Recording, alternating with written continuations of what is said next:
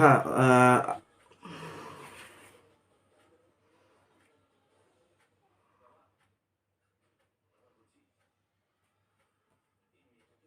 Actually আমি 15তেই শুরু করতাম, কিন্তু দেখা গেল যে শুরু করার ঠিক আগে ওই মার্কারে কালি ভরতে গিয়ে সব কালি টালি পড়ে যাচ্ছে, তাই অবস্থা হয়ে গেল। যার জন্য আমি আরও কিছুক্ষণ সময় নিয়ে পরিষ্কার টরিষ্কার করে শুরু করলাম। যাই হোক, তো আশা করা যাচ্ছে যে মোটামুটি সকলেই প্রায় জয়েন করে গেছে। তো আমরা তো এর আগের ক্লাসে ডাইজেশন এবং অ্যাবজর্পশনটা শেষ করেছি। তো আজকে একটা নতুন চ্যাপ্টার শুরু করব ভেবেছিলাম, বডি ফ্লুইড এবং সার্কুলেশন। ঠিক আছে, বডি ফ্লুইড এবং সার্কুলেশনটা শুরু করব ভেবেছিলাম। তো আমরা তো অ্যানিম্যাল ফিজিওলজি পড়ছি, তো ভাবলাম একটু প্ল্যান্ট ফিজিওলজিতে ঢুকি এবার। তো প্ল্যান্ট ফিজিওলজিতে মূলত চেষ্টা করব প্রথমে প্ল্যান্ট গ্রোথ অ্যান্ড মুভমেন্টটা শেষ করার, এবং প্ল্যান্ট গ্রোথ অ্যান্ড মুভমেন্ট আলোচনা করার পর চেষ্টা করব বিশেষ করে প্ল্যান্ট নিউট্রিশনটা শেষ করার। শ্বসনটা মোটামুটি আমরা এর আগে করেছি, ঠিক আছে, বলতে পারো শ্বসন, নার্ভাস সিস্টেম এবং এন্ডোক্রিন সিস্টেম। প্ল্যান্ট ফিজিওলজিতে রেসপিরেশন, আর অ্যানিম্যাল ফিজিওলজিতে নিউরাল কোঅর্ডিনেশন এবং কেমিক্যাল কোঅর্ডিনেশন, এই অংশটা আপাতত এখন থাকবে। সালোক সংশ্লেষ বাকি থাকবে আর ট্রান্সপোর্ট ইন প্ল্যান্টস বাকি থাকবে, সেটা করিয়ে দিলে মোটামুটি প্ল্যান্ট ফিজিওলজি হয়ে যায়। ঠিক আছে, তো চেষ্টা করবো এক এক করে করানোর। আর আমি যতটুকু দেখলাম, মূলত আমরা বায়োলজিক্যাল ক্লাসিফিকেশনে আমাদের প্ল্যান্ট কিংডম এবং অ্যানিম্যাল কিংডমটা আলোচনা বাকি রয়ে গেছে, তো ওটাও একবার অবশ্যই চেষ্টা করব আলোচনা করার সম্পূর্ণ। আর এদিকে প্ল্যান্ট মরফোলজি এবং অ্যানাটমি, আর তার সঙ্গে অবশ্যই অ্যানিম্যাল টিস্যু, এটাও করতে হবে। ঠিক আছে, ঠিকই আছে। মোটামুটি আমরা এই নিটের ক্লাসটা শুরু করেছি ঠিক পুজোর আগের মাস থেকে, তো যে গতিতে আমরা এগোচ্ছি মনে হয় না খুব মানে পিছিয়ে রয়েছি। আস্তে আস্তে আশা করা যাচ্ছে যে আমরা হয়তো 11-এর পূর্বেই হয়তো সম্পূর্ণ নিটের সিলেবাস আলাদা করে এনসিআরটি হয়তো শেষ করা সম্ভব নাই হতে পারে। তো সেটা আশা করছি কারোর অসুবিধা হবে না, 1-2 মাস এদিক ওদিক হতেই পারে। আর যেখানে ক্লাস 12-এর সিলেবাস অতিরিক্ত ছোট এবং সংক্ষিপ্ত, তো সেখানে ক্লাস 12-এর সিলেবাস খুব সহজেই 3 থেকে 4 মাসের মধ্যে কমপ্লিট করে দেওয়া যায়। তো ওই জন্য চিন্তার কোনো কারণ নেই, আমরা সঠিক গতিতেই এগোচ্ছি। আচ্ছা, তো মূলত আজকে আমরা শুরু করব প্ল্যান্ট গ্রোথ অ্যান্ড মুভমেন্ট। ঠিক আছে,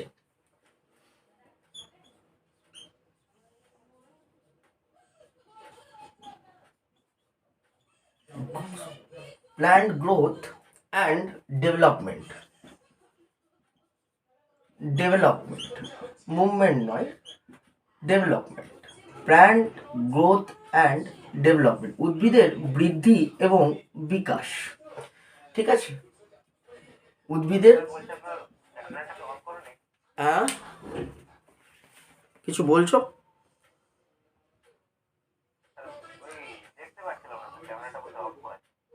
না, আমার ক্যামেরা অফ করা নেই, আমার ক্যামেরা অফ করা নেই।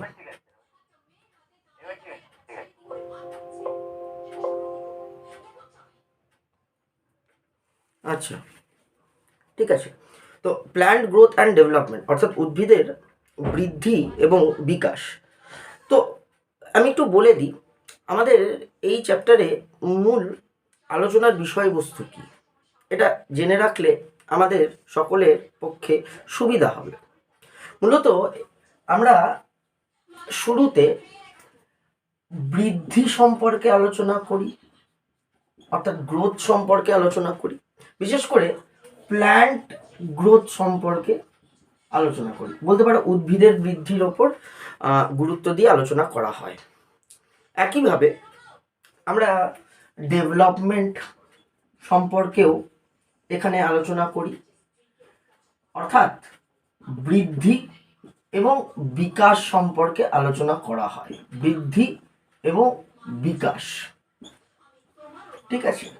তো একটু মনে করার চেষ্টা করব, আমরা ক্লাস 10-এ মূলত আমাদের একটা অংশ ছিল, বিশেষ করে সেকেন্ড চ্যাপ্টার জীবের প্রবাহমানতা। সেখানে আমরা প্রথমে কোষ ও কোষ বিভাজন আলোচনা করে থাকি, পরবর্তীকালে আমরা জননের বিভিন্ন প্রক্রিয়া আলোচনা করি, এবং সর্বশেষে আমরা বৃদ্ধি ও বিকাশ সম্পর্কে আলোচনা করি।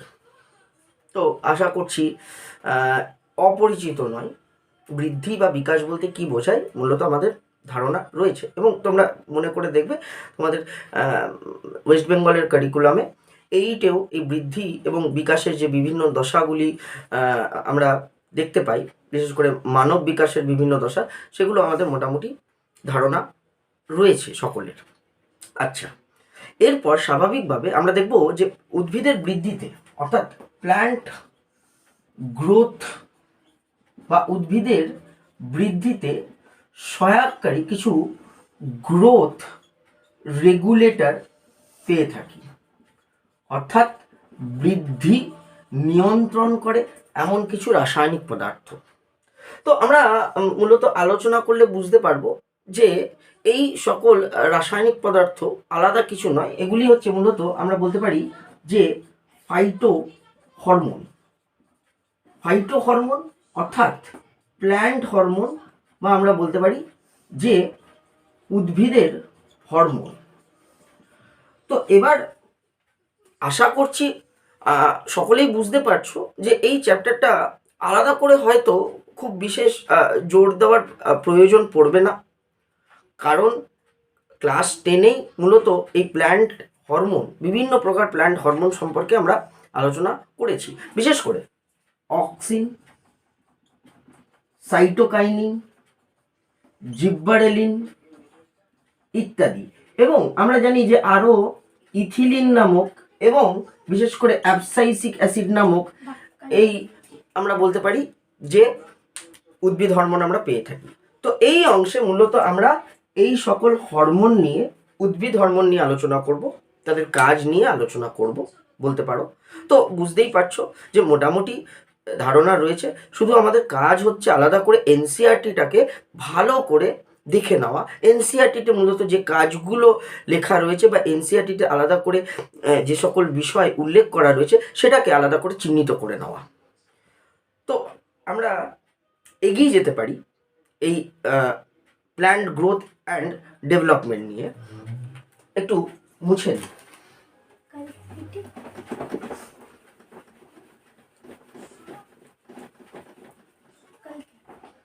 আচ্ছা, প্রথমেই শুরুতে বলতে হয় যে বহুকোষী জীবের প্রাথমিক ধর্ম হচ্ছে বৃদ্ধি।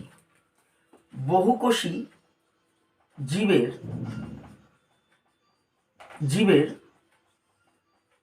প্রাথমিক ধর্ম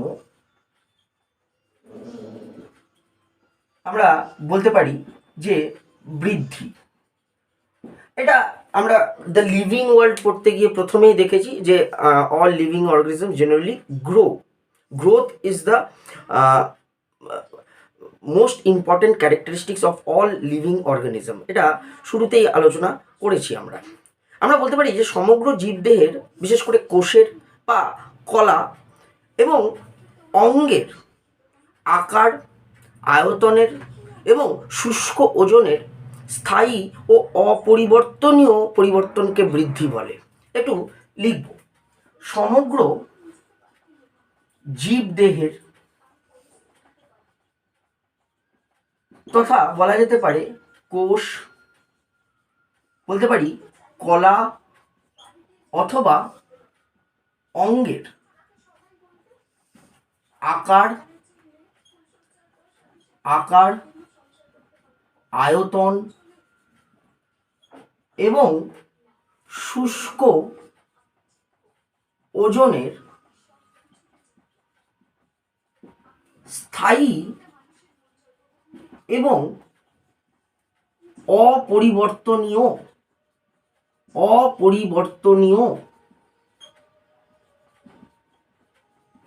পরিবর্তনকে বৃদ্ধি বলা যেতে পারে।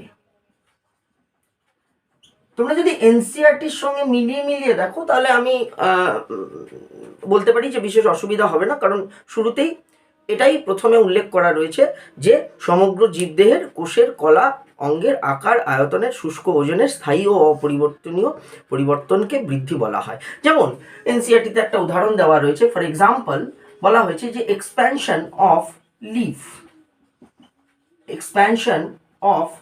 লিফ অর্থাৎ একটা পাতার প্রসারণ, পাতার আকার, আকৃতি, আয়তন, শুষ্ক ওজনের বৃদ্ধিকে উল্লেখ করা হয়েছে। আমরা বৃদ্ধি জিনিসটা কি একটু সংক্ষেপে বোঝার চেষ্টা করব। আমরা বলতে পারি যে উপচিতিমূলক বিপাক ক্রিয়ার হার যখন অপচিতিমূলক বিপাক ক্রিয়ার হারের তুলনায় বৃদ্ধি পায়, অর্থাৎ রেট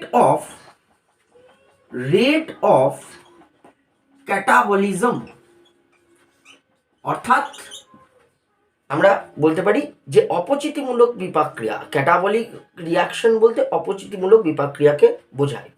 ঠিক আছে, তো rate of catabolism when exceeds বলতে যখন বৃদ্ধি পায় রেট অফ অ্যানাবলিজম, অর্থাৎ অ্যানাবলিজম বলতে উপচিতিমূলক বিপাককে বোঝায়, ক্যাটাবলিজম বলতে আমরা ভাঙনমূলক বিপাককে বোঝাই, ভাঙনমূলক বিপাককে আমরা সকলেই জানি। আর অপরদিকে অ্যানাবলিজম বলতে গঠনমূলক বিপাককে বোঝায়, গঠনমূলক বা আমরা উপচিতিমূলক বলতে পারি। তো স্বাভাবিকভাবে দেহে যথা কোষের মধ্যে যদি এই ভাঙনমূলক বিপাক ক্রিয়ার হার, সরি আমার একটু বলাটা ভুল হয়েছে, if rate of catabolism is less than the rate of anabolism, মানে if rate of anabolism exceeds the rate of catabolism, মানে গঠনমূলক বিপাক ক্রিয়ার হার যদি ভাঙনমূলক বিপাক ক্রিয়ার হারের তুলনায় বৃদ্ধি পায়, তখন আমরা বলতে পারি যে কোষীয় প্রোটোপ্লাজমের স্থায়ী সংযোজন ঘটে, কোষীয় প্রোটোপ্লাজমের স্থায়ী সংযোজন ঘটে, কোষীয় প্রোটোপ্লাজমের স্থায়ী সংযোজন দেখা যায়। তো স্বাভাবিকভাবে কোষীয় প্রোটোপ্লাজমের স্থায়ী সংযোজনের ফলে আমরা দেখব যে দেহ কোষে প্রোটোপ্লাজমের পরিমাণ বাড়বে। এই স্থায়ী সংযোজনের ফলে আমরা বলতে পারি যে দেহে কোষ বা বিশেষ করে কোষের প্রোটোপ্লাজমের পরিমাণ বৃদ্ধি পায়, দেখো এটা নতুন কোনো বিষয় নয়, বিশেষ করে আমরা যখন রেচন আলোচনা করেছি শুরুতেই দেখেছি যে দেহে বিশেষ করে অপচিতিমূলক বিপাক ক্রিয়ার ফলে অর্থাৎ ক্যাটাবলিক রিয়াকশনের ফলে আমরা দেখব যে বিভিন্ন বিপাকজাত দূষিত পদার্থ কোষের প্রোটোপ্লাজমে সঞ্চিত হয়। তো স্বাভাবিকভাবে এটাই বলা হয়েছে যে এখানেও আমরা দেখব যে যখন rate of catabolism is less than the rate of anabolism, অর্থাৎ গঠনমূলক বিপাক ক্রিয়ার হার বা উপচিতিমূলক বিপাক ক্রিয়ার হার সাধারণত অপচিতিমূলক বিপাক ক্রিয়ার হারের তুলনায় বেশি। এবার এখানে একটু বলে দেওয়ার দরকার আছে যে ভাঙনমূলক বিপাক ক্রিয়ার ফলে বিশেষ করে দেহের শুষ্ক ওজন হ্রাস পায়, আশা করছি এর ব্যাখ্যা দেওয়ার প্রয়োজন নেই, হ্রাস পায়।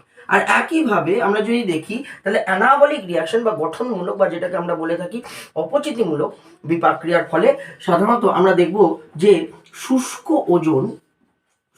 ওজন বৃদ্ধি পায়, আমরা বলতে পারি শুষ্ক ওজন বৃদ্ধি পায়। তো স্বাভাবিকভাবে এই গঠনমূলক বিপাক ক্রিয়ার হার যদি ভাঙনমূলক বিপাক ক্রিয়ার হারের তুলনায় বৃদ্ধি পায় তাহলে কোষীয় প্রোটোপ্লাজমের স্থায়ী সংযোজন দেখা যায়। আর কোষীয় প্রোটোপ্লাজমের স্থায়ী সংযোজনের ফলে আমরা বলতে পারি যে প্রোটোপ্লাজমের আয়তন বৃদ্ধি পায় বা প্রোটোপ্লাজমের পরিমাণ বৃদ্ধি পাবে।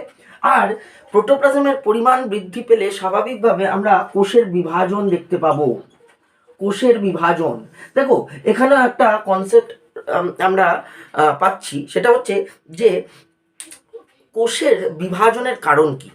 তো এটা আমরা বলতে পারি যে কোষের বিভাজনের অন্যতম একটা কারণ কোষ কখন বিভাজিত হয় না, স্বাভাবিকভাবে যখন প্রোটোপ্লাজমের আয়তন বৃদ্ধিপ্রাপ্ত হয়। আমরা দেখব যে এই আলোচনা করলে আরও গভীরে যদি আলোচনা করা যায় তাহলে দেখব যে প্রোটোপ্লাজমের আয়তন যদি বৃদ্ধিপ্রাপ্ত হয় তাহলে বলা যেতে পারে যে বা পরিমাণ যদি বৃদ্ধিপ্রাপ্ত হয় আমরা এটা বলতে পারি যে প্রোটোপ্লাজমের সমতা বিঘ্নিত হবে।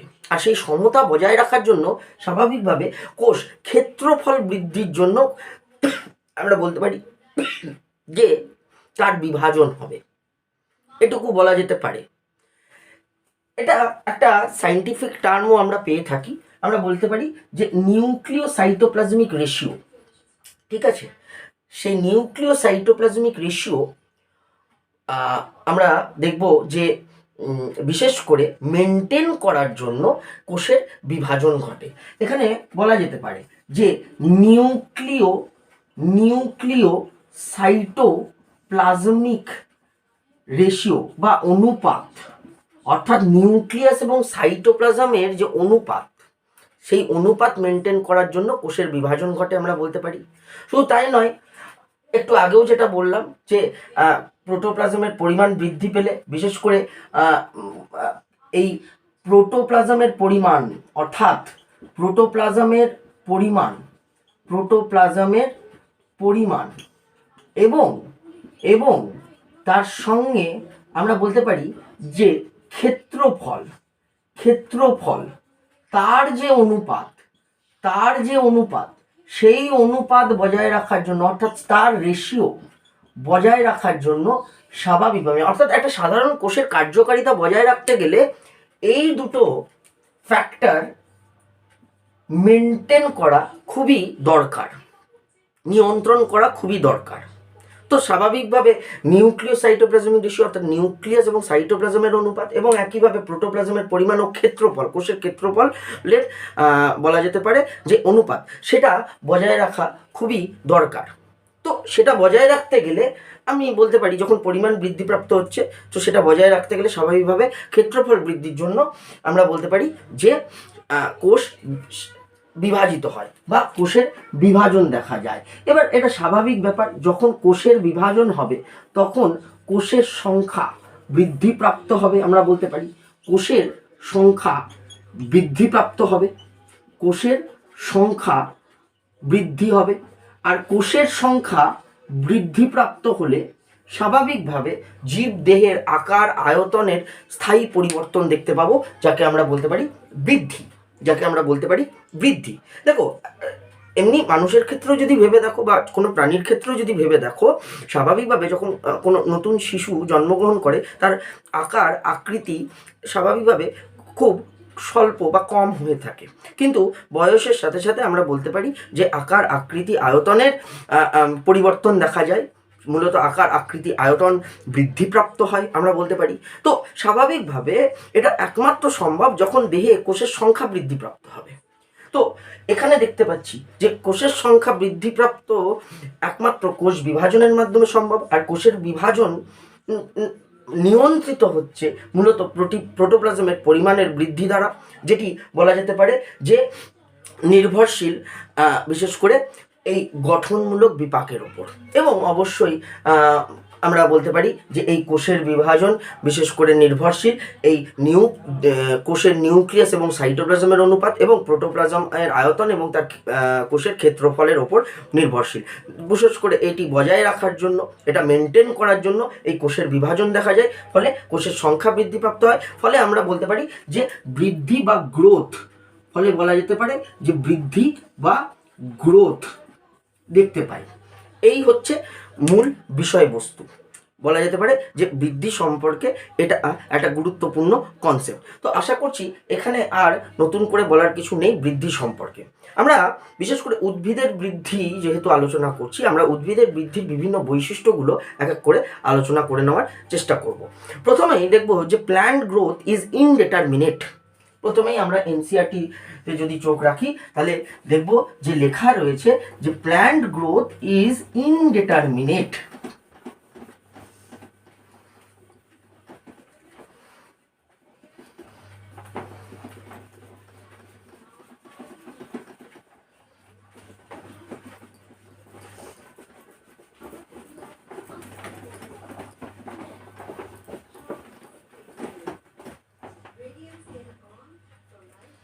এক নম্বর, প্রথম যে বৈশিষ্ট্য আমরা উদ্ভিদের বৃদ্ধির ক্ষেত্রে দেখতে পাই সেটা হচ্ছে প্ল্যান্ট গ্রোথ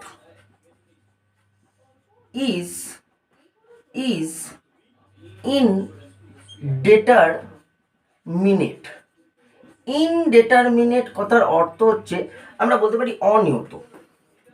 এবং আমরা এনসিইআরটি আলোচনা করলে দেখব যে মূলত বলা হয়েছে যে যে বৃদ্ধি মৃত্যুর পূর্বে পর্যন্ত ঘটে, অর্থাৎ উদ্ভিদের ক্ষেত্রে আমরা দেখব যে বৃদ্ধি মূলত মৃত্যুর পূর্বে পর্যন্ত ঘটে। সেখানে যদি প্রাণীর সঙ্গে তুলনা করে দেখি তাহলে দেখব যে প্রাণীর ক্ষেত্রে বৃদ্ধি একটি নির্দিষ্ট বয়স পর্যন্ত হয়, বা আমরা বলতে পারি নির্দিষ্ট সময়কাল পর্যন্ত হয়। তাহলে যে বৃদ্ধি মৃত্যুর পূর্বে পর্যন্ত ঘটে। দেখো, আমি খুব সরল ভাষায় চেষ্টা করছি এনসিইআরটিটা আলোচনা করার, ফলে আশা করছি পরে যদি তোমরা মিলিয়ে দেখে নাও তো আমার মনে হয় না খুব বিশেষ অসুবিধা হবে। আমরা যদি একটা উদাহরণ দেখি, বলছে যেমন বলা হচ্ছে যে অগ্রস্থ ভাজক কলা, অগ্রস্থ ভাজক কলা। দেখো, ভাজক কলা তাকে মেরিস্টেমেটিক টিস্যু বলা হয়। অগ্রস্থ ভাজক কলা এপিক্যাল মেরিস্টেমেটিক টিস্যু বা এপিক্যাল মেরিস্টেম বলে থাকি। এপিক্যাল মেরিস্টেম অর্থাৎ এখানে যদি আলাদা করে দেখি তাহলে উদ্ভিদের বিশেষ করে এপিসেস বলতে কাণ্ডের অগ্রভাগে আমরা সাধারণত দেখব যে এই অগ্রস্থ ভাজক কলা দেখা যায়। অর্থাৎ কাণ্ডের অগ্রভাগে এই এপিক্যাল মেরিস্টেম দেখতে পাই। এপিক্যাল মেরিস্টেম মূলত এই এপিক্যাল মেরিস্টেমের কাজ হচ্ছে এটি কাণ্ডের অগ্রভাগের বৃদ্ধি ঘটায়। আমরা বলতে পারি যে কাণ্ডের অগ্রভাগের বৃদ্ধি। ঠিক আছে, তো এই উদাহরণটি মূলত আলোচনা করা হয়েছে যে অগ্রস্থ ভাজক কলা বা এপিক্যাল মেরিস্টেম আমরা বলতে পারি যে কাণ্ডের অগ্রভাগের বৃদ্ধি ঘটায়। কাণ্ডের অগ্রভাগের বৃদ্ধি বলা যেতে পারে। ঠিক আছে, এখানে মূলত একটা ছক আলোচনা করা হয়েছে, আমরাও চেষ্টা করব ছকটা আলোচনা করে নেওয়ার, একটু দেখে নেবে। বলছে ভাজক কলার কোষ বা আমরা মেরিস্টেমেটিক সেল বলে থাকি। মেরিস্টেমেটিক সেল অর্থাৎ ভাজক কলার কোষ। মেরিস্টেমেটিক টিস্যু বলতে বা মেরিস্টেমেটিক সেল বলতে ভাজক কলার কোষকে নির্দেশ করছে যে সকল কলার কোষগুলি বিভাজনে সক্ষম। এখানে আলাদা করে আমি উল্লেখ করে দিচ্ছি, মেরিস্টেমেটিক টিস্যু বলতে বা মেরিস্টেমেটিক সেল বলতে মূলত নির্দেশ করে যে সকল ভাজক কলা অর্থাৎ যে সকল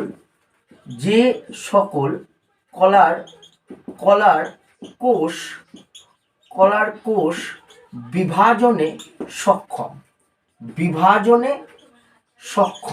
ঠিক আছে, আমরা বলতে পারি। তো প্রথমেই দেখব যে ভাজক কলার কোষ মূলত এগুলি বিভাজিত হলে আমরা বলতে পারি যে স্বাভাবিকভাবে কোষের সংখ্যা বৃদ্ধি পায়। অর্থাৎ increase in number of cell. কোষের সংখ্যা বৃদ্ধি অর্থাৎ increase in number of cell বলতে পারি। Increase in number of cell, কোষের সংখ্যা বৃদ্ধি পায়। কোষের সংখ্যা বৃদ্ধি পেলে আমরা দেখেছি যে তার সাথে একটা স্বাভাবিক সম্পর্ক রয়েছে। কোষের সংখ্যা বৃদ্ধি পেলে দেহের বৃদ্ধি দেখা যায়। তো এটা লিভিং ওয়ার্ল্ডেও বিশেষ করে জীবের বৈশিষ্ট্য আলোচনা করতে গিয়ে দেখেছি, যেখানে দেখেছি যে growth is the most important characteristics of all living organism. তো স্বাভাবিকভাবে আমরা বলতে পারি যে বৃদ্ধি বা গ্রোথ দেখতে পাই। তো কোষের সংখ্যা বৃদ্ধির সাথে সাথে আমরা দেখব যে প্রাথমিক বৃদ্ধি দেখতে পাবো উদ্ভিদের ক্ষেত্রে। প্রাথমিক বৃদ্ধি দেখো এই প্রাথমিক বৃদ্ধি, দেখো এমনি বোঝা যাচ্ছে বিশেষ করে প্রাইমারি গ্রোথ, একে বলে প্রাইমারি গ্রোথ। প্রাইমারি গ্রোথ, প্রাথমিক বৃদ্ধি বলতে অ্যাকচুয়ালি দৈর্ঘ্যের, উদ্ভিদের দৈর্ঘ্যের বৃদ্ধিকে বোঝায়। ঠিক আছে, দৈর্ঘ্যের বৃদ্ধি, দৈর্ঘ্যের বৃদ্ধিকে বোঝানো হয়। ইনক্রিজ ইন লেন্থকে বোঝানো হয়। Increase in length, length of the plant, দৈর্ঘ্যের বৃদ্ধিকে বোঝানো হয়। একইভাবে আমরা গৌণ বৃদ্ধিও দেখতে পাই, অর্থাৎ সেকেন্ডারি গ্রোথ। সেকেন্ডারি গ্রোথ বা আমরা বলতে পারি গৌণ বৃদ্ধিও দেখতে পাই। এবার উদ্ভিদের ক্ষেত্রে যেমন প্রাথমিক বৃদ্ধি দেখব, সেরকম গৌণ বৃদ্ধিও দেখব। গৌণ বৃদ্ধি বলতে এটা যেমন দৈর্ঘ্যের বৃদ্ধিকে বোঝাচ্ছে, এটা স্বাভাবিকভাবে আমরা বলতে পারি ইনক্রিজ ইন উইথ, মানে প্রস্থের বৃদ্ধি। Increase in with, increase in width of the plant organ, of plant organ, উদ্ভিদের বিভিন্ন অংশের প্রস্থের বৃদ্ধিকে বোঝাচ্ছে।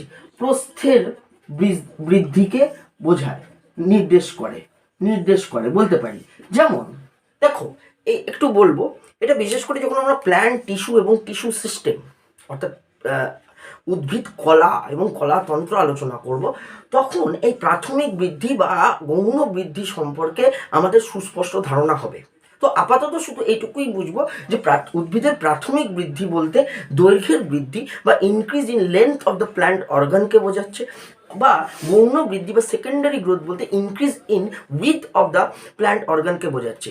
এখানে আমরা দেখব যে পার্শ্বস্থ ভাজক কলা বিশেষ করে বিভাজিত হয়ে বা তাদের বিভাজনের ফলে, বিশেষ পার্শ্বস্থ ভাজক কলা যেমন আমরা বলতে পারি যে ক্যাম্বিয়ামের বিভাজনের ফলে উদ্ভিদের কাণ্ডের পরিধির বৃদ্ধি ঘটে। এখানে ছোট্ট করে আমি লিখে দিচ্ছি, পরে এটাকে আলাদা করে আমি উল্লেখ করে দেবো যখন আমরা প্ল্যান্ট টিস্যু বা টিস্যু সিস্টেম আলোচনা করব, তখন মিলিয়ে নেবে যে গৌণ বৃদ্ধি বলতে অ্যাকচুয়ালি কি বোঝাচ্ছে। প্রস্থের বৃদ্ধি উদ্ভিদের পরিধির বৃদ্ধিকে নির্দেশ করছে, এবং এটা মূলত ল্যাটারাল মেরিস্টেম বলা হয়। পার্শ্বস্থ ভাজক কলা একটু লিখে নেবে, ল্যাটারাল মেরিস্টেমকে বলা হয়। ল্যাটারাল বলতে পার্শ্বস্থ। একটু বলে দিই, এই যদি আমার উদ্ভিদ হয় তাহলে এক হচ্ছে আমরা দেখব অগ্রস্থ ভাজক কলা, যেটি অগ্রভাগে থাকে, যেটা আমি আগেও দেখিয়েছি, সেটাকে এপিক্যাল মেরিস্টেম বলা হচ্ছে। এপিক্যাল মেরিস্টেম, মেরিস্টেম, ঠিক আছে। আর একইভাবে আমরা দেখব যে পার্শ্বস্থ ভাজক কলা, অর্থাৎ উদ্ভিদের উভয় পাশে দেখতে পাই, এগুলিকে বলা হচ্ছে ল্যাটারাল মেরিস্টেম। বুঝতেই পারছো পার্শ্বস্থ বলার কারণ, এগুলোকে বলা হচ্ছে ল্যাটারাল মেরিস্টেম, ল্যাটারাল মেরিস্টেম। আরও এক ধরনের আমরা মেরিস্টেমেটিক টিস্যু পেয়ে থাকি, যাকে ইন্টারক্যালারি মেরিস্টেমেটিক টিস্যু বলা হয়। সেটা প্রয়োজনে অবশ্যই আলোচনা করব, অথবা প্ল্যান্ট টিস্যু বা টিস্যু সিস্টেম যখন আলোচনা করবো তখন বুঝে নেব। আপাতত যেহেতু এই দুটো আমার দরকার, তাই আমি এই দুটো আলাদা করে উল্লেখ করলাম। এক হচ্ছে এপিক্যাল মেরিস্টেম আর এক হচ্ছে ল্যাটারাল মেরিস্টেম। তো ল্যাটারাল মেরিস্টেম উদ্ভিদের প্রস্থের বৃদ্ধিতে সাহায্য করে। আমি বলতে পারি যে it helps in increase in width of organ of plant, ঠিক আছে, এটা বলা যেতে পারে। তো ল্যাটারাল মেরিস্টেম যেমন ক্যাম্বিয়াম, ল্যাটারাল মেরিস্টেমের একটা উদাহরণ হচ্ছে ক্যাম্বিয়াম। ক্যাম্বিয়াম, ক্যাম্বিয়ামের বিভাজন বা তার ডিভিশনের ফলে, ক্যাম্বিয়ামের বিভাজন বা তার ডিভিশনের ফলে আমরা দেখব যে increase in width of plant organ occurs. Increase in with, with মানে প্রস্থের বৃদ্ধি দেখা যায়। সম্পূর্ণ লিখলাম না, increase in width of the plant organ occurs. তো স্বাভাবিকভাবে আমরা বলতে পারি যে এই কোষের সংখ্যা বৃদ্ধিপ্রাপ্ত হলে এই প্রাথমিক বৃদ্ধি বা গৌণ বৃদ্ধি দেখতে পাই। একইভাবে আমরা যদি দেখি তাহলে এই ভাজক কলার কোষগুলি বিভাজনের ক্ষমতা হারিয়ে পরবর্তীকালে এরা স্থায়ী কলায় পরিণত হয়। বিভাজনের ক্ষমতা, বিভাজনের ক্ষমতা, বিভাজনের ক্ষমতা হ্রাস পেলে, ক্ষমতা হ্রাস পেলে এরা স্থায়ী কলা বা পার্মানেন্ট টিস্যুতে পরিণত হয়। মাথায় রাখবে, তাহলে পার্মানেন্ট টিস্যু বা স্থায়ী কলা, এগুলি মূলত বিভাজনে অক্ষম। এখানে যেমন মেরিস্টেমেটিক সেল দেখেছি, মেরিস্টেমেটিক টিস্যু আলোচনা করেছি, ঠিক একইভাবে আমরা যদি পার্মানেন্ট টিস্যু আলোচনা করি, পার্মানেন্ট টিস্যু বা স্থায়ী কলা বলতে যে সকল কলার কোষগুলি বিভাজনে অক্ষম। এখানে লিখে দিচ্ছি ছোট ছোট করে, ঠিক আছে, এগুলো কাজে লাগবে অবশ্যই। পার্মানেন্ট টিস্যু অর্থাৎ স্থায়ী কলা, স্থায়ী কলা, ঠিক আছে।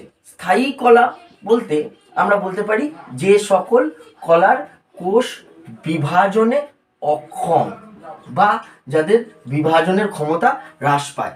তো এই পার্মানেন্ট টিস্যু, এটাও মাথায় রাখবো যে এই মূলত মেরিস্টেমেটিক টিস্যু থেকেই সৃষ্টি হয়, অর্থাৎ মেরিস্টেমেটিক টিস্যু ও বা বিভাজক কলার কোষগুলি বিভাজনের ক্ষমতা হ্রাস পেয়েই পার্মানেন্ট টিস্যু গঠিত হয়। পার্মানেন্ট টিস্যু অর্থাৎ স্থায়ী কলা, স্থায়ী কলা।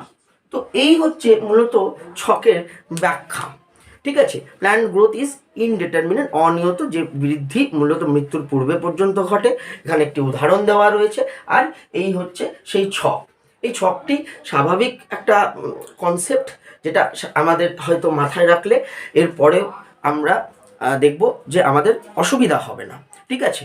যে মেরিস্টেমেটিক সেলগুলি বিভাজনের ক্ষমতা তাদের হ্রাস পেলে স্বাভাবিকভাবে তারা পার্মানেন্ট টিস্যুতে পরিণত হয়। অপরদিকে এগুলি বিভাজিত হলে কোষের সংখ্যা বৃদ্ধিপ্রাপ্ত হয়, উদ্ভিদের বৃদ্ধি ঘটে, প্রাথমিক বৃদ্ধি ঘটে এবং বিশেষ করে ক্যাম্বিয়ামের সক্রিয়তার ফলে গৌণ বৃদ্ধি ঘটে। ক্যাম্বিয়াম অর্থাৎ এক প্রকার পার্শ্বস্থ ভাজক কলা, বা যাকে আমরা বলে থাকি lateral meristem.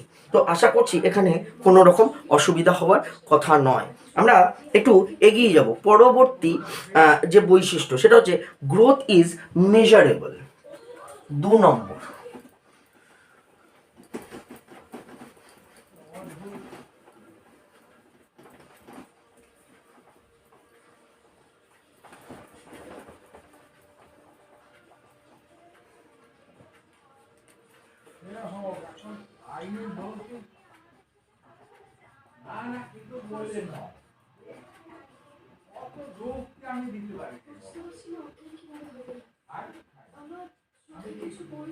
Growth is measurable মানে গ্রোথ বা বৃদ্ধি পরিমাপযোগ্য, আমরা বলতে পারি পরিমাপযোগ্য, অর্থাৎ বৃদ্ধিকে পরিমাপ করা সম্ভব, পরিমাপযোগ্য, ঠিক আছে। আমরা দেখে নেব যে এখানে এনসিইআরটিতে মূলত যে বিষয় আলোচনা করা হয়েছে সেটা হচ্ছে যে দেখো প্রোটোপ্লাজমের বৃদ্ধি, কারণ আমরা একটা জিনিস একটু আগেই বুঝলাম, ভালো করে বুঝবে, এটা দেখলাম যে মূলত যখন রেট অফ ক্যাটাবলিজম বা আমরা যেটা দেখেছি যে রেট অফ অ্যানাবলিজম মানে গঠনমূলক বিপাক্রিয়ার হার যদি ভাঙনমূলক বিপাক্রিয়ার হারের তুলনায় বৃদ্ধি পায়, আমরা আলোচনা করতে গিয়ে দেখেছি, তাহলে প্রোটোপ্লাজমের স্থায়ী সংযোজন ঘটে এবং স্বাভাবিকভাবে আমরা বলতে পারি যে প্রোটোপ্লাজমের পরিমাণ বৃদ্ধিপ্রাপ্ত হয়। তো দেখতে গেলে বৃদ্ধি বলতে একটা কোষের বৃদ্ধি যদি আমি ধরে নিই, তাহলে একটা কোষের বৃদ্ধি মূলত নির্দেশ করছে প্রোটোপ্লাজমের বৃদ্ধি, কিন্তু এখন প্রোটোপ্লাজমের বৃদ্ধি সেটা কিন্তু পরিমাপযোগ্য নয়। প্রোটোপ্লাজমের বৃদ্ধি কিন্তু কোনোভাবেই পরিমাপযোগ্য নয়। তাহলে আমরা বৃদ্ধি কিভাবে পরিমাপ করতে পারি, একটু দেখে নেব।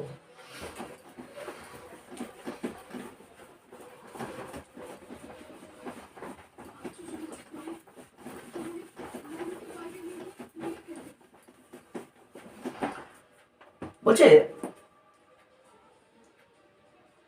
Increase in volume of protoplasm, অর্থাৎ আমরা বলতে পারি যে প্রোটোপ্লাজমের আয়তনের বৃদ্ধি। লিখছি না, যারা নোট ডাউন করছো, যাদের মনে হচ্ছে যে বাংলায় নোট ডাউন করবে, তো তারা বুঝে বুঝে শুনে শুনে একটু চেষ্টা করবে লিখে নেওয়ার। সেটা হচ্ছে যে প্রোটোপ্লাজমের আয়তনের বৃদ্ধি। তো স্বাভাবিকভাবে এই প্রোটোপ্লাজমের আয়তনের বৃদ্ধি এটি পরিমাপযোগ্য নয়,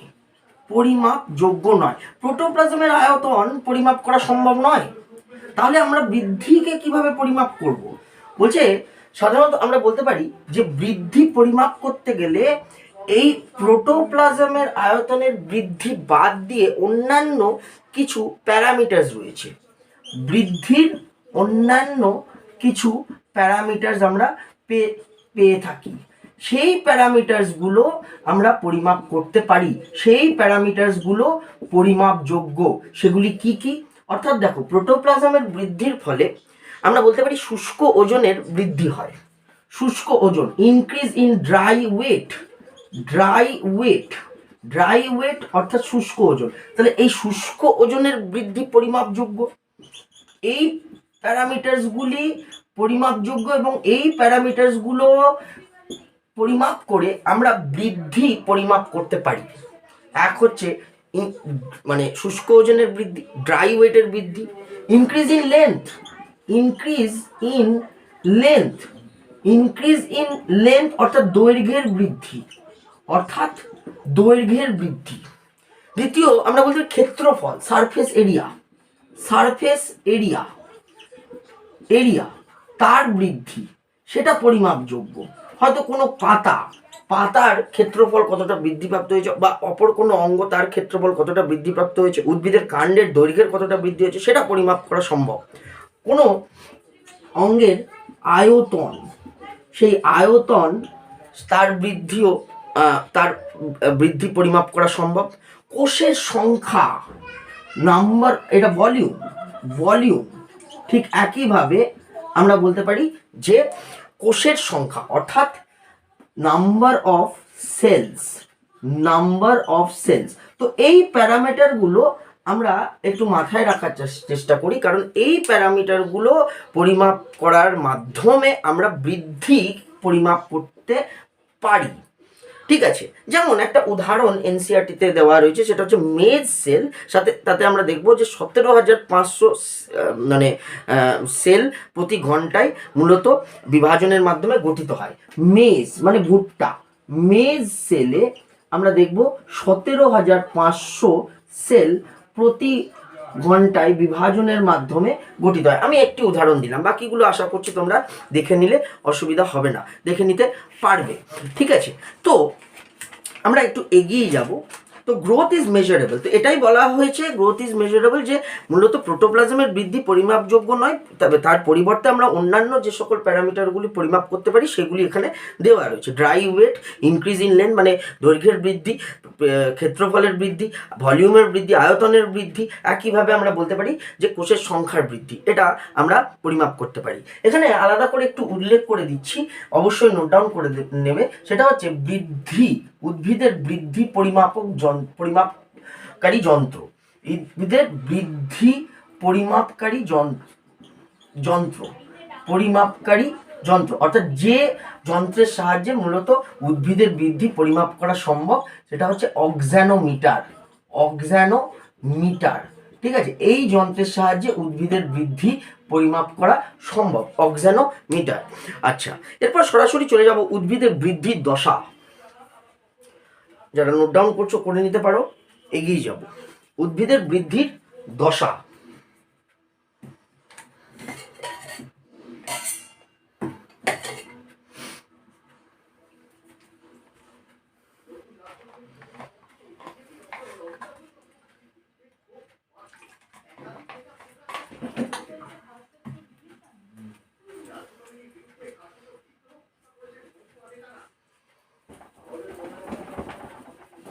Phases of growth.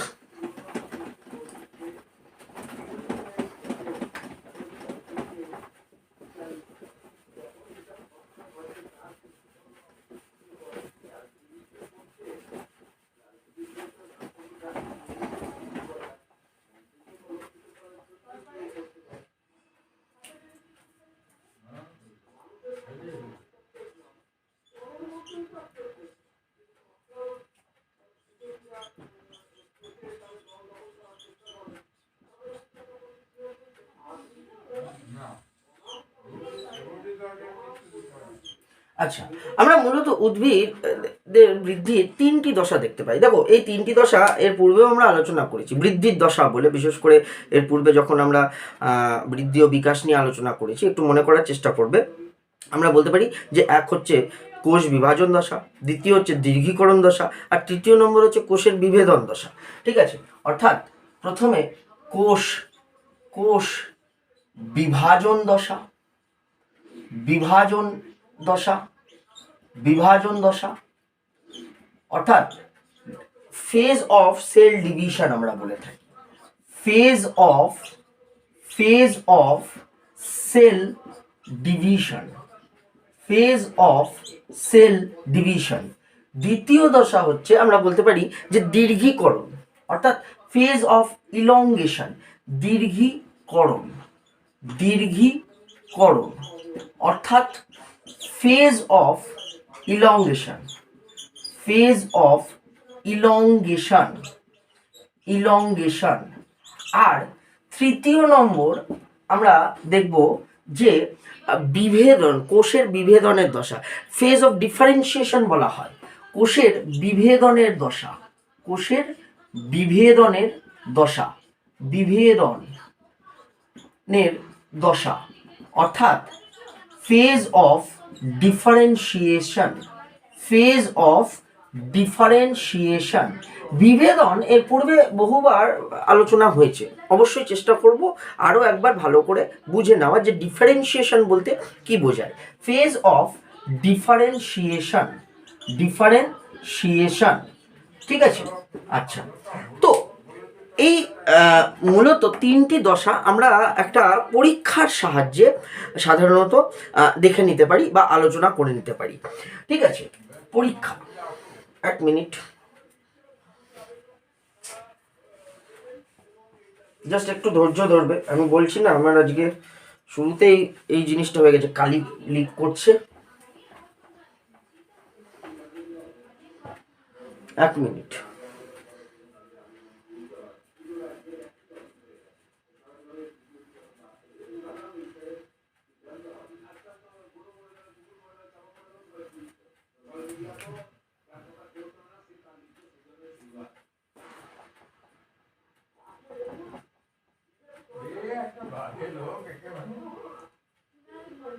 আচ্ছা, দেখে নাও, সাধারণত এই পরীক্ষায় আমরা মূলত একটা পেট্রি ডিশে আশা করছি সকলের মোটামুটি ধারণা রয়েছে যে পেট্রি ডিশ কি, একটা কাঁচের পাত্র। সেই পেট্রি ডিশে আমরা সাধারণত ফিল্টার পেপার ভিজিয়ে তাতে মটর বীজ মুড়ে রাখি। ঠিক আছে, filter paper, filter paper, paper, এক মিনিট, ভিজিয়ে তাতে মটর বীজ মুড়ে রাখা হয়। প্রথমেই সংক্ষেপে দেখে নেবে, এই একই পরীক্ষা আমাদের যে কোনো টেক্সট বই মূলত দেওয়া আছে, তো তোমরা বই থাকলেও সেখান থেকেও দেখে নিতে পারো। ঠিক আছে, তো মূলত দুদিন রাখা হয়, এটাকে দুদিন আমরা বলতে পারি যে রাখা হয়। ঠিক আছে, রাখা হয়, এবং দুদিন পর আমরা দেখব যে ভ্রূণমূল সৃষ্টি হয়। দুদিন পর দেখব যে ভ্রূণমূল সৃষ্টি হয়, ভ্রূণমূল সৃষ্টি হয়। ঠিক আছে, একটু প্রথমে লিখে নিই বা বুঝে নিই, তারপর অবশ্যই পরীক্ষাটি আলোচনা করে নেওয়ার চেষ্টা করব।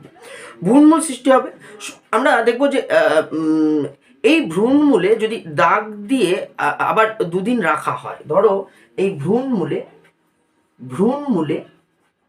যদি দাগ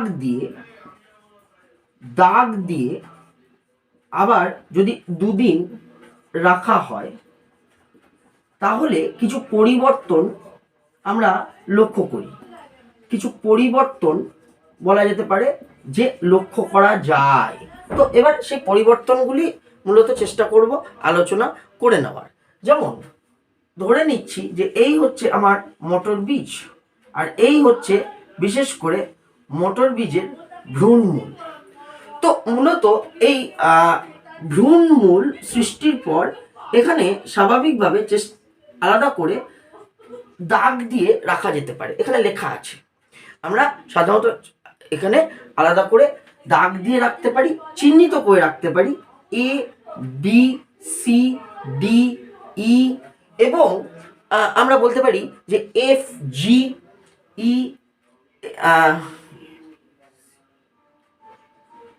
এফ জি ইত্যাদি। এই তো স্বাভাবিকভাবে এই এ এবং বি এর মধ্যে যে দূরত্ব, এই দূরত্বটা সাধারণত সমান হয়ে থাকে।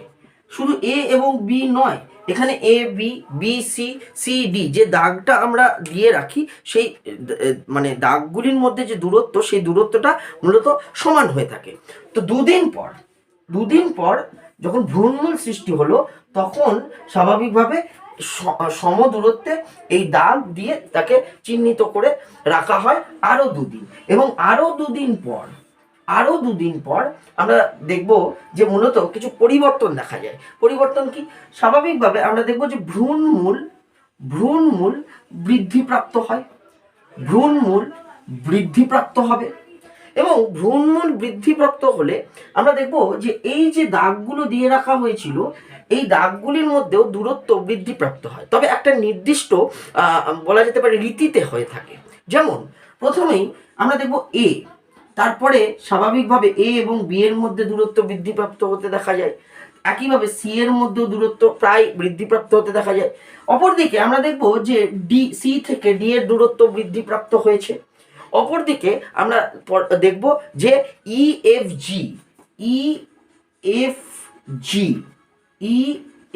জি দেখো, বোঝাই যাচ্ছে যে মূলত এই জায়গায় দূরত্ব বিশেষ বৃদ্ধিপ্রাপ্ত হয়নি। দূরত্ব লিখতে পারো, বিশেষ বৃদ্ধিপ্রাপ্ত হয়নি। এদের মধ্যে বোঝা যাচ্ছে যে দূরত্ব বিশেষভাবে বৃদ্ধিপ্রাপ্ত হয়েছে, কিন্তু এদের মধ্যে বিশেষভাবে হয়নি বলা যেতে পারে, সেটা বোঝাই যাচ্ছে। আশা করছি বুঝতেই পারছো যে এদের মধ্যে বিশেষ দূরত্ব বৃদ্ধিপ্রাপ্ত হয়নি, কিন্তু এখানে শুরু থেকে দেখলে এ বি, বি এর থেকে সি, সি এর থেকে ডি, এদের মধ্যে দূরত্ব বৃদ্ধিপ্রাপ্ত হয়েছে। তো মূলত আমরা এই মানে বিভিন্ন অংশ থেকে আমরা একটা সিদ্ধান্ত গ্রহণ করতে পারি। আমরা বলতে পারি যে এই এ বি সি, বিশেষ করে এখানে একটু মুছে নেব এই জায়গাটা,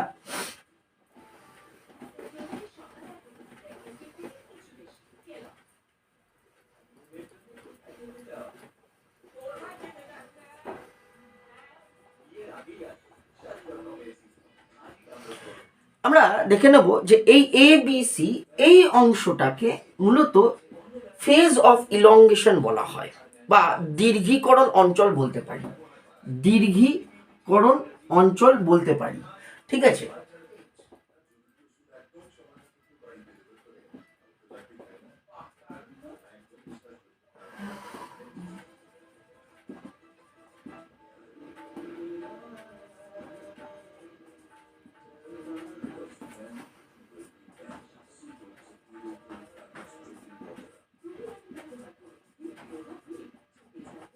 তাহলে এ বি সি মধ্যে দূরত্ব বৃদ্ধিপ্রাপ্ত হয়েছে, সেটা বুঝতে পারছি। এই অঞ্চলকে ফেজ অফ ইলংগেশন বলতে পারি। মূলত এই জায়গায় আমরা দেখব যে কোষ প্রাচীরের এই জায়গার কোষ প্রাচীরে বিভিন্ন আমরা পদার্থ সঞ্চিত হতে দেখতে পাই। কোষ প্রাচীরে সঞ্চয় দেখা যায়, কোষ প্রাচীরে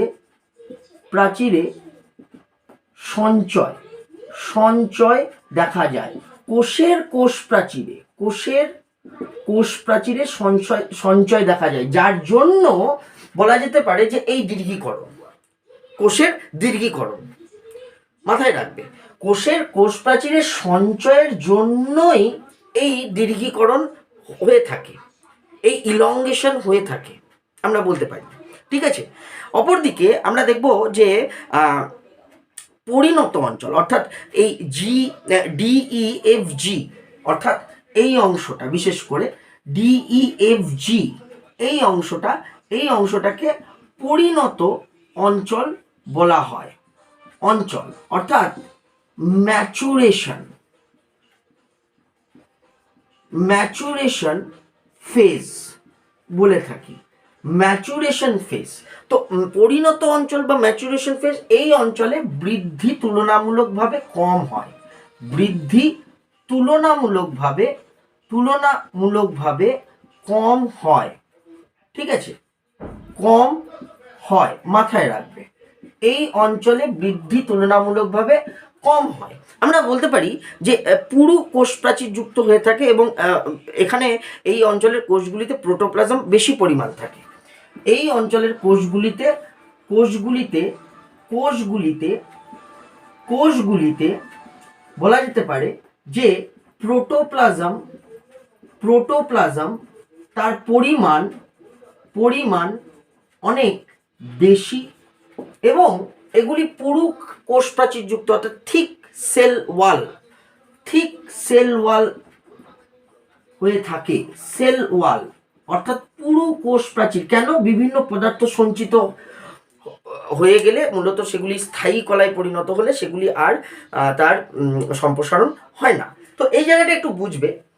দেখো, এই হচ্ছে আমরা বলতে পারি অগ্রস্থ ভাজক কলা। ভ্রূণমূলের অগ্রভাগে এখানে থাকবে, বিশেষ করে এই জায়গাটায় থাকবে কি না অগ্রস্থ ভাজক কলা। এটা বুঝে নেবে একটু। তো স্বাভাবিকভাবে এই অগ্রস্থ ভাজক কলার কোষগুলি যখন বিভাজিত হবে, এই কোষগুলি যখন বিভাজিত হবে, কোষের সংখ্যা বৃদ্ধিপ্রাপ্ত হবে। তো এই অংশ অগ্রস্থ ভাজক কলার কোষ, এটাকে আমরা বলতে পারি ফেজ অফ সেল ডিভিশন। বিশেষ করে এই অংশে যখন কোষের সংখ্যা বৃদ্ধিপ্রাপ্ত হচ্ছে, তখন এই অংশে স্বাভাবিকভাবে আমরা দীর্ঘীকরণ দেখতে পাচ্ছি। কোষের সংখ্যা বৃদ্ধিপ্রাপ্ত হচ্ছে, নতুন কোষ সৃষ্টি হচ্ছে এবং নতুন যে সকল কোষ সৃষ্টি হচ্ছে সেই কোষের কোষ প্রাচীরে বিভিন্ন পদার্থ সঞ্চিত হয়ে তার দীর্ঘীকরণ হচ্ছে। তো এই জায়গায়কার কোষগুলি ইলংগেশন দশায় বা দীর্ঘীকরণ দশায় দেখা যায়। একইভাবে যত আমরা পিছনের দিকে যাচ্ছি, আমরা দেখতে পাচ্ছি যে সেই কোষগুলি, অর্থাৎ এই কোষগুলি মূলত পরিণত লাভ করছে। কিভাবে পরিণত লাভ করছে? তাদের প্রোটোপ্লাজমের পরিমাণ বৃদ্ধিপ্রাপ্ত হয়ে পরিণত লাভ করছে। তারা কোষ প্রাচীর পুরুত্ব দেখা যাচ্ছে এবং তাদের স্বাভাবিকভাবে পরিণত হয়ে বলা যেতে পারে যে দীর্ঘীকরণ দেখা যায় না বিশেষ, আমরা বলতে পারি। ঠিক আছে, আরেকটা জিনিস মাথায় রাখবে, এখানে একটু বলাটা আমার ভুল হয়ে গেছে। একদম মূলের অগ্রভাগে না হয়ে এটা মূলত অগ্রভাগ থেকে আমরা বলতে পারি যে একটু ওপরে হয়, অর্থাৎ এই দীর্ঘীকরণের জায়গায় হয়। ঠিক আছে, মাথায় রাখবে, দরকার পড়লে লিখে রাখো যে একদম অগ্রভাগে, মানে অগ্রস্থ ভাজক কলা একদম অগ্রভাগে না উপস্থিত নয়। অ্যাকচুয়ালি সেটা কোথায় উপস্থিত? এটা উপস্থিত হচ্ছে একটু ওপরে উপস্থিত। আর এই অংশেই নতুন কোষ সৃষ্টি হয় এবং এই অংশেই দীর্ঘীকরণ দেখা যায়। অর্থাৎ এই অংশটি এই অংশে ইলংগেশন দেখতে পাচ্ছি কোষের সংখ্যা বৃদ্ধির মাধ্যমে। অর্থাৎ এই জায়গায় বলতে পারি যে অগ্রস্থ ভাজক কলা উপস্থিত রয়েছে এই অংশে। ঠিক আছে, একটু ওপরে এটা আলাদা করে লিখে রাখতে পারো। এবং আমি বলবো সকলকে যে একটু যেভাবে করিয়ে দেওয়া হয়েছে, যেভাবে বলে দেওয়া হয়েছে, একটু বইয়ের সাথে মিলিয়ে দেখে নেবে। তো এখানে প্রশ্নের জায়গা কি হতে পারে? এক হচ্ছে আমাকে এই ছবি দিয়ে জিজ্ঞেস করতে পারে যে মূলত কোন দশা কোথায় দেখা যাচ্ছে, সেটাই গুরুত্বপূর্ণ। এখানে ABC এটি দীর্ঘীকরণ দশা দেখতে পাচ্ছি। DEFG, বিশেষ করে DEFG মাথায় রাখবো, DEFG এটা ম্যাচুরেশন ফেজ দেখতে পাচ্ছি। ABC দীর্ঘীকরণ অঞ্চল বলা হচ্ছে, দীর্ঘীকরণ দশায় রয়েছে বলা হচ্ছে। তো স্বাভাবিকভাবে কেন এখানকার কোষের বৈশিষ্ট্য কি? না, এখানকার কোষের বৈশিষ্ট্য হচ্ছে এখানকার কোষের কোষ প্রাচীরে বিভিন্ন পদার্থ সঞ্চয় হয়, সম্পূর্ণ হয় না কিন্তু হতে থাকে। আর এই জায়গায় বলা যেতে পারে যে বিভিন্ন পদার্থ সঞ্চিত হয়ে সম্পূর্ণ সঞ্চিত হওয়ার ফলে সঞ্চিত হওয়ার ফলে এগুলি পুরো কোষ প্রাচীর যুক্ত হয়। আর প্রোটোপ্লাজমের এর বৈশিষ্ট্য হলো যে প্রোটোপ্লাজমের পরিমাণ তুলনামূলকভাবে অনেক বেশি এবং এই অঞ্চলের বৃদ্ধি তুলনামূলক অনেক কম হয়। ফেজ অফ ইলংগেশনে কি কি পাচ্ছি? এ, বি, সি। তো এই হচ্ছে আমার তিনটি দশা। এক হচ্ছে কোষ বিভাজনের দশা, যেখানে এখানকার কোষগুলি বিভাজন দশায় রয়েছে, কোষ বিভাজিত হচ্ছে, ফলে এ বি সি অঞ্চলের দীর্ঘীকরণ দেখতে পাচ্ছি। এবং স্বাভাবিকভাবে ম্যাচুরেশন ফেজ, তার পরবর্তী অংশ ফেজ অফ ডিফারেন্সিয়েশন বলা হচ্ছে, অর্থাৎ এটি মূলত বিভেদনের দশা বা পরিণতির দশা বলা হয়। তো আশা করছি এই জায়গায় অসুবিধা হওয়ার কথা নয়, কারণ একটা সিম্পল এক্সপেরিমেন্টের সাহায্যে মূলত বৃদ্ধির তিনটি দশা বোঝানোর চেষ্টা করা হয়েছে। তো এখান থেকে কি প্রশ্ন হতে পারে? এক হচ্ছে তিনটি দশা কি কি, আর এক হচ্ছে ছবি থেকে প্রশ্ন করতে পারে। যেটুকু বলে দিয়েছি, যেটুকু ভাষা ব্যবহার করা হয়েছে, যদি মনে রাখা যায়, যদি নোট ডাউন করে মনে রাখতে পারো, তাহলে যথেষ্ট, আর দরকার পড়ে না। এগিয়ে যাব, গ্রোথ রেট। ঠিক আছে,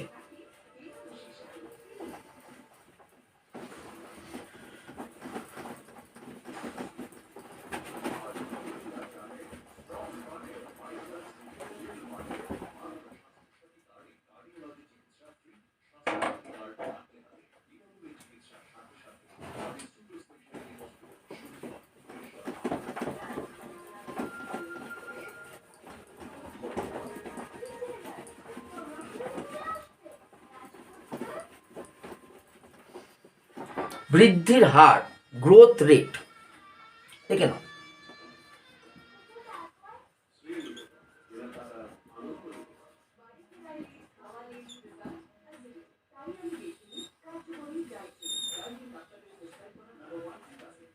প্ল্যান্ড গ্রোথ রেট আমরা বলতে পারি বৃদ্ধির হার।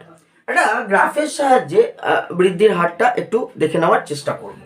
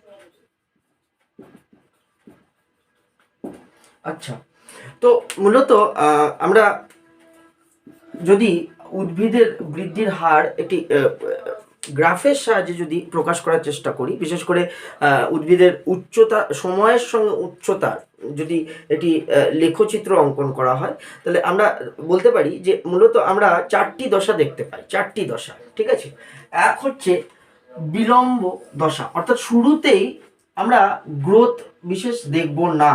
বুঝতেই পারছো যে এই দশাটিকে ল্যাগ ফেজ বা বিলম্ব দশা বলার কারণ হচ্ছে কারণ শুরুতে প্রথমেই আমরা দেখব না যে বিশেষ দ্রুত বৃদ্ধি হয়ে থাকে। তাহলে এখানে দ্রুত বৃদ্ধি হয় না, এখানে দ্রুত বৃদ্ধি হয় না বলতে পারি এই দশায়। ঠিক আছে, এই দশায় দ্রুত বৃদ্ধি হয় না। অপরদিকে পরবর্তী যে দশাটি সেটি হচ্ছে মুখ্য বৃদ্ধির দশা বা যাকে বলা হচ্ছে লগ ফেজ। সাধারণত এখানে দ্রুত আমরা দেখব যে বৃদ্ধি সম্পন্ন হয়, দ্রুত বৃদ্ধি সম্পন্ন হয় আমরা বলতে পারি। ঠিক আছে, দ্রুত বৃদ্ধি সম্পন্ন হয় এই দশায়, এই দশায়। আর ঠিক তার পরবর্তী দশায় আমরা দেখব যে আস্তে আস্তে হ্রাস পাচ্ছে, বৃদ্ধি হ্রাস পায়, হ্রাস দশা বলা হয়। ঠিক আছে, দ্রুত বৃদ্ধি সম্পন্ন যে দশা তাকে লগ ফেজও বলে থাকি, মুখ্য বৃদ্ধির দশা। তার পরবর্তী দশা হচ্ছে হ্রাস দশা, সেখানে বৃদ্ধি হ্রাস পায় আর তারপর বৃদ্ধি স্থির হয়ে যায়, অর্থাৎ এটাকে স্থির দশা। এই জায়গায় আমরা দেখতে পাচ্ছি যে বৃদ্ধি স্থির হয়ে যাচ্ছে। তো এই হচ্ছে মূলত বলা যেতে পারে যে একটি লেখচিত্র, উদ্ভিদের বৃদ্ধির লেখচিত্র, যেখানে আমরা দেখব যে উচ্চতার সাপেক্ষে মানে সময়ের সাপেক্ষে যখন উচ্চতার লেখচিত্র অঙ্কন করা হয়ে থাকে তখন এই ধরনের একটা গ্রাফ পেয়ে থাকি। এই ধরনের গ্রাফকে সিগময়েড বা আমরা এস কার্ভ বলে থাকি। তো তোমার কাছে এটাই প্রশ্ন যে কি ধরনের লেখচিত্র আমরা পেয়ে থাকি উদ্ভিদের বৃদ্ধির ক্ষেত্রে? না, সাধারণত এস কার্ভ পেয়ে থাকি। আর কি প্রশ্ন হতে পারে? আর প্রশ্ন হচ্ছে যে বৃদ্ধির বিভিন্ন দশাগুলি কি কি, উদ্ভিদের বৃদ্ধির বিভিন্ন দশা। সেটা হচ্ছে এক, প্রথমে বিলম্ব দশা, এখানে দ্রুত বৃদ্ধি হয় না, মাথায় রাখবো। দ্বিতীয় হচ্ছে পরবর্তী মুখ্য বৃদ্ধির দশা, লগ ফেজ বলা হচ্ছে, এখানে দ্রুত বৃদ্ধি সম্পন্ন হয় বলতে পারি। তার পরবর্তী দশায় বৃদ্ধি হ্রাস পায় এবং তার সর্বশেষে সেটা স্থির হয়ে যায় আমরা বলতে পারি। ঠিক আছে, সিগময়েড কার্ভ বা এস কার্ভ আমরা পেয়ে থাকি, সিগময়েড কার্ভ বা এস কার্ভ পাওয়া যায়। এগিয়ে যাব, আমরা সাধারণত দেখব যে এই বৃদ্ধি, উদ্ভিদের বৃদ্ধি দুভাবে প্রকাশ করা যেতে পারে। ঠিক আছে, দুভাবে, অর্থাৎ এক হচ্ছে এটি আমরা বলতে পারি যে আর্থমেটিক রেটে তার বৃদ্ধি হতে পারে, আর এক হচ্ছে জ্যামিতিক হারে অর্থাৎ জিওমেট্রিক প্রোগ্রেশনে তার বৃদ্ধি হতে পারে। ঠিক আছে, গাণিতিক ব্যাখ্যা বৃদ্ধির গাণিতিক ব্যাখ্যা, ম্যাথামেটিক্যাল এক্সপ্রেশন, বৃদ্ধির গাণিতিক ব্যাখ্যা। দেখে নাও, গ্রোথ, প্ল্যান্ট গ্রোথ তার ম্যাথামেটিক্যাল এক্সপ্রেশন অর্থাৎ গাণিতিক ব্যাখ্যা, ম্যাথামেটিক্যাল এক্সপ্রেশন। তো দুভাবে এক্সপ্রেস করা যেতে পারে বা দুভাবে প্রকাশ করা সম্ভব। এক হচ্ছে arithmetic progression, arithmetic rate of progression, আর দ্বিতীয় হচ্ছে geometric rate of progression, geometric rate of progression। একটু বলি, দেখো এটা আমি জানি না তোমাদের এখনো করেছো কিনা অঙ্কে, বিশেষ করে তো তোমরা দেখবে যে এপি এবং জিপি আমরা বলে থাকি আর্থমেটিক প্রোগ্রেশন এবং জিওমেট্রিক প্রোগ্রেশন। ঠিক আছে, তো আর্থমেটিক প্রোগ্রেশন বলতে নির্দেশ করছে যখন বৃদ্ধি এইভাবে এই গতিতে সংগঠিত হয়, অর্থাৎ 1, 2, 4, 6, 8, 10 ইত্যাদি, যখন বৃদ্ধি এই গতিতে সম্পন্ন হচ্ছে, বুঝতেই পারছো যে সমান গতিতে সম্পন্ন হচ্ছে, তখন তাকে আর্থমেটিক রেট অফ প্রোগ্রেশন বলা হচ্ছে, তখন তাকে আর্থমেটিক রেট অফ প্রোগ্রেশন বলা হচ্ছে।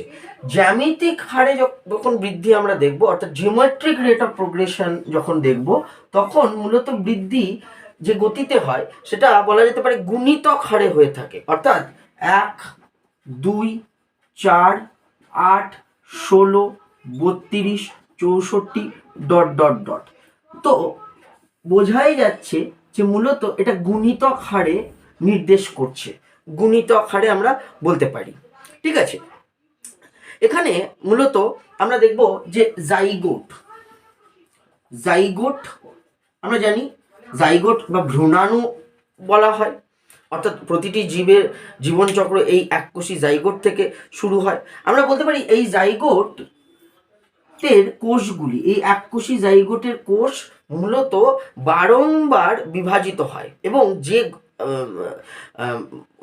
গতিতে বা যে হারে মূলত সেটি বিভাজিত হয় সেটা হচ্ছে জিওমেট্রিক প্রোগ্রেশন, বলা যেতে পারে বারংবার বিভাজিত হয়। তাহলে এটা হচ্ছে উদাহরণ, বারংবার বিভাজন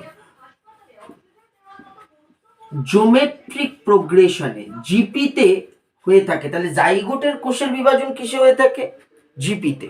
অপরদিকে অগ্রস্থ ভাজক কলার কোষ আমরা যদি দেখি, অগ্রস্থ ভাজক কলার কোষ অর্থাৎ একটা উদ্ভিদের কাণ্ডের অগ্রভাগে যে ভাজক কলা আমরা দেখতে পাচ্ছি, অগ্রস্থ ভাজক কলার কোষ, অগ্রস্থ ভাজক কলার কোষ, এই অগ্রস্থ ভাজক কলার কোষের বিভাজন যে গতিতে হয় সেটা হচ্ছে আর্থমেটিক প্রোগ্রেশন অর্থাৎ এপিতে।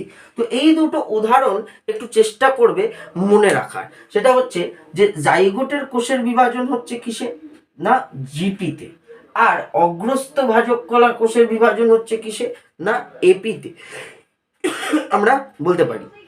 তো একটু দেখে নেব যে আর্থমেটিক প্রোগ্রেশন বা সাধারণত জিওমেট্রিক প্রোগ্রেশন এই সম্পর্কে আর কি আলোচনা করা যায়, একটু দেখে নাও।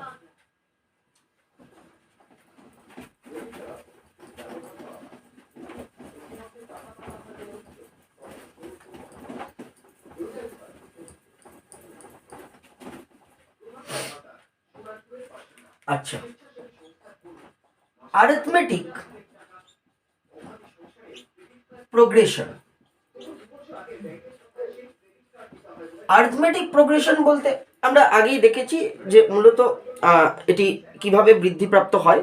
তো এখানে আমরা দেখব যে একটি কোষ, ঠিক আছে, একটি বিভাজনরত কোষ, অ্যাক্টিভলি ডিভাইডিং সেল, সে প্রথমে বিভাজিত হয়। স্বাভাবিকভাবে একটি কোষ বিভাজিত হলে দুটি অপত্য কোষ সৃষ্টি হবে। বলা যেতে পারে যে এই কোষটি হচ্ছে বিভাজনশীল, এই কোষটি হচ্ছে আমরা বলতে পারি যে বিভাজনশীল, অর্থাৎ যেটা শেড করা আছে, ভালো করে বুঝবে, যেটা শেড করা রয়েছে সেটা নির্দেশ করছে যে এই কোষটি বিভাজনশীল। আর এই একটি মাত্র কোষই আমরা দেখব যে নিয়মিত বিভাজন হয়ে থাকে, তার নিয়মিত বিভাজন হয়, নিয়মিত বিভাজন, অর্থাৎ এই বিভাজনরত কোষটি বা বিভাজনশীল কোষটি নিয়মিত বিভাজিত হয়। অপরদিকে আমরা দেখব যে নতুন যে সৃষ্ট কোষ, অর্থাৎ এই কোষটি যখন আবার বিভাজিত হচ্ছে তখন আবার আরো একটি অপত্য কোষ সৃষ্টি হচ্ছে, অপত্য কোষ সৃষ্টি হচ্ছে।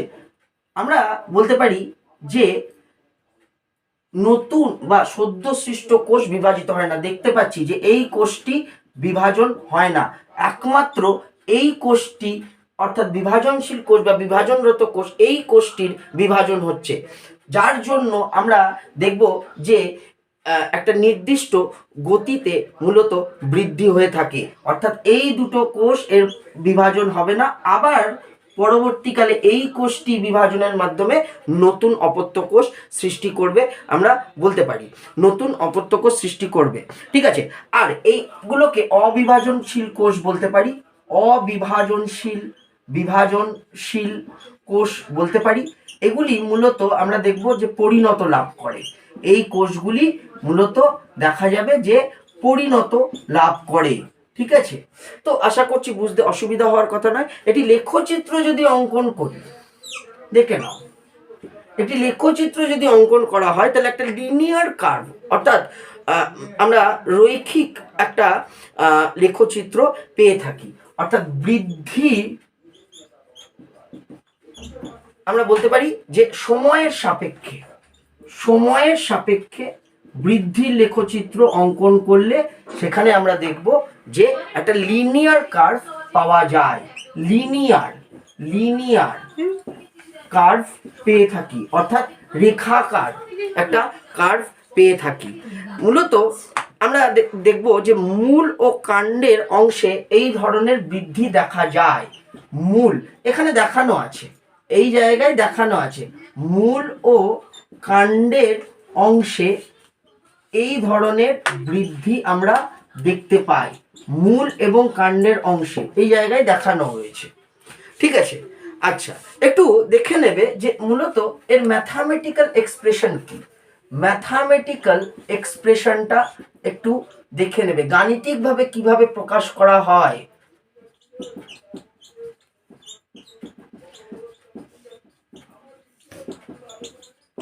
আমরা বলতে পারি যে বিশেষ করে এখানে LT is equal to L0 plus RT, LT is equal to L0 plus RT, যেখানে আমরা দেখব যে LT হচ্ছে T সময়ে উদ্ভিদ অঙ্গের দৈর্ঘ্য, LT হচ্ছে T সময়ে উদ্ভিদ অঙ্গের দৈর্ঘ্য। অপরদিকে আমরা বলতে পারি যে L0 হচ্ছে প্রাথমিক বৃদ্ধি, L0 হলো বলতে পারি যে প্রাথমিক বৃদ্ধি, আর স্বাভাবিকভাবে RT হচ্ছে এখানে বলা যেতে পারে বিশেষ করে R প্রতি একক সময়ে, আমরা বলতে পারি যে প্রতি একক সময়ে বৃদ্ধির হার, প্রতি একক সময়ে বৃদ্ধির হার, ঠিক আছে, প্রতি একক সময়ে বৃদ্ধির হার। তাহলে এই হচ্ছে বলা যেতে পারে যে আর্থমেটিক প্রোগ্রেশনের ম্যাথামেটিক্যাল এক্সপ্রেশন, গাণিতিক প্রকাশ। আচ্ছা, এগিয়ে যাব জিওমেট্রিক প্রোগ্রেশন।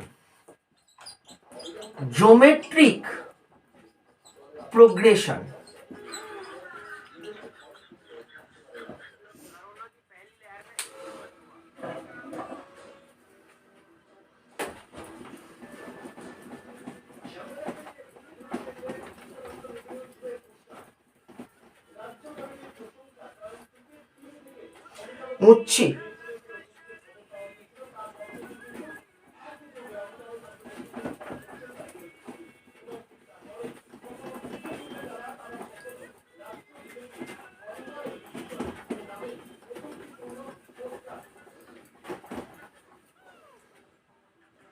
আচ্ছা, জিওমেট্রিক প্রোগ্রেশন তো মানে গুণিতক হারে কিভাবে বৃদ্ধিপ্রাপ্ত হয় আশা করছি তার ব্যাখ্যা আলাদা করে হয়তো দেওয়ার প্রয়োজন হবে না, তাও বলে দিচ্ছি যে এখানে মূলত আমরা দেখব যে প্রতিটি কোষই বিভাজনশীল। আমরা বলতে পারি যে সমস্ত কোষগুলি বিভাজিত হয়, এখানে বলা যেতে পারে যে সমস্ত কোষগুলি মূলত বিভাজিত হয়, ঠিক আছে, সমস্ত কোষগুলি বিভাজিত হয়, সমস্ত কোষগুলি বিভাজিত। আমরা দেখেছি কোথায় হয়, আমি আগেই উদাহরণ দিয়ে দিয়েছি, মূলত জাইগোটের কোষে এই ধরনের আমরা প্রোগ্রেশন দেখতে পাই, কোষগুলি বিভাজিত হয়, সমস্ত কোষগুলি বিভাজিত হয়, ঠিক আছে, এটা প্রথমেই বলে দিলাম, ঠিক আছে। গাণিতিক ব্যাখ্যা, ম্যাথামেটিক্যাল এক্সপ্রেশন দেখে নেব। ম্যাথামেটিক্যাল এক্সপ্রেশন হচ্ছে আমরা বলতে পারি যে W1 is equal to W0 ERT। এখানে আমরা বলতে পারি যে W1 হচ্ছে কোষের চূড়ান্ত সংখ্যা, W1 হচ্ছে কোষের চূড়ান্ত সংখ্যা, আর অপরদিকে W0 হচ্ছে কোষের প্রাথমিক সংখ্যা, W0 কোষের প্রাথমিক সংখ্যা।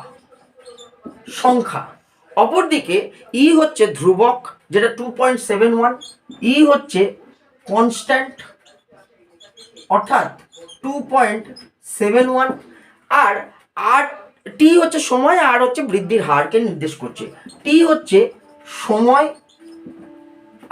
আর হচ্ছে গ্রোথ রেট বা বৃদ্ধির হার, গ্রোথ রেট বা বৃদ্ধির হার, গ্রোথ রেট বা বৃদ্ধির হার। একটি বিশেষ করে গ্রাফ যদি আমরা অঙ্কন করে দেখি তাহলে দেখবো যে আকৃতি বিশিষ্ট গ্রাফ আমরা পেয়ে থাকি, ঠিক আছে, যে আকৃতি বিশিষ্ট গ্রাফ পাওয়া যায়, অর্থাৎ বিশেষ করে সময়ের সাপেক্ষে যদি সাইজ বা ওয়েট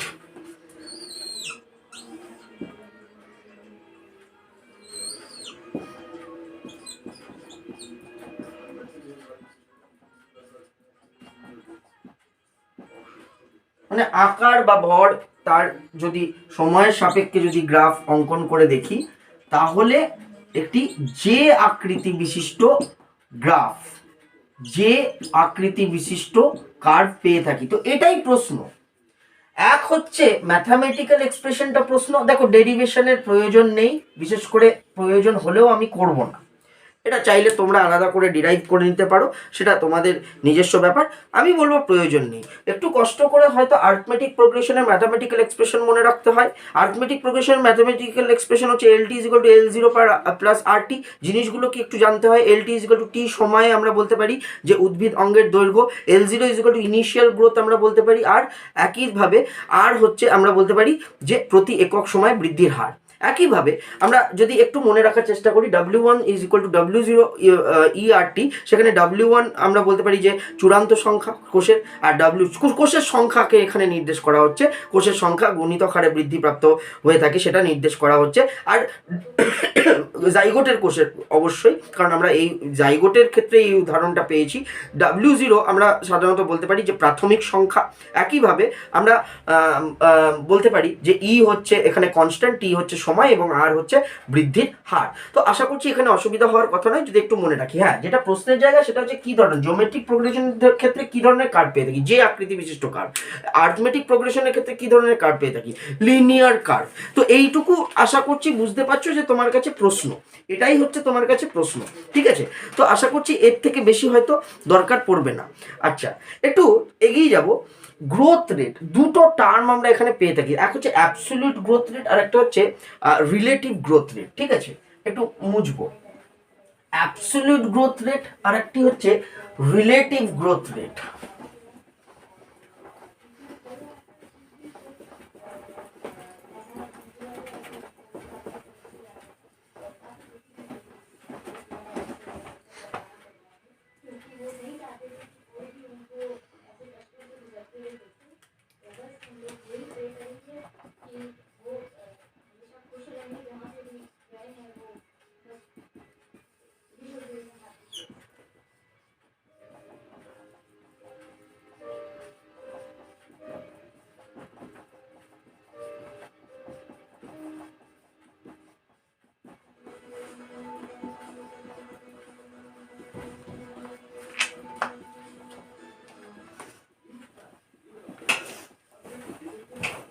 দেখো,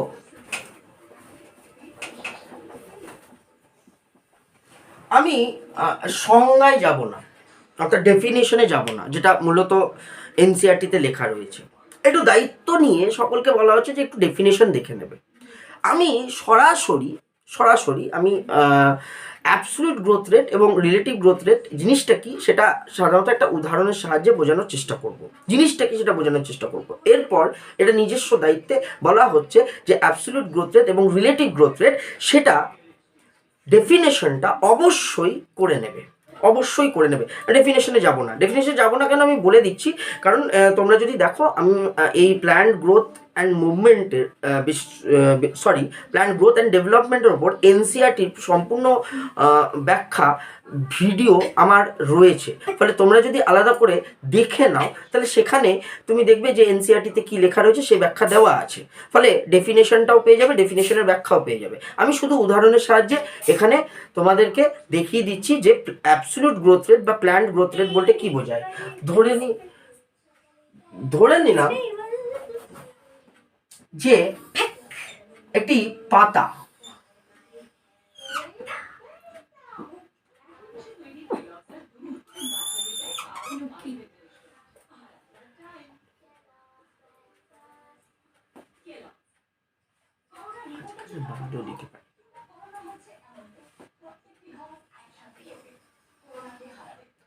আচ্ছা, তো ধরে নেওয়া যাক যে একটি পাতা যার বিশেষ করে সারফেস এরিয়া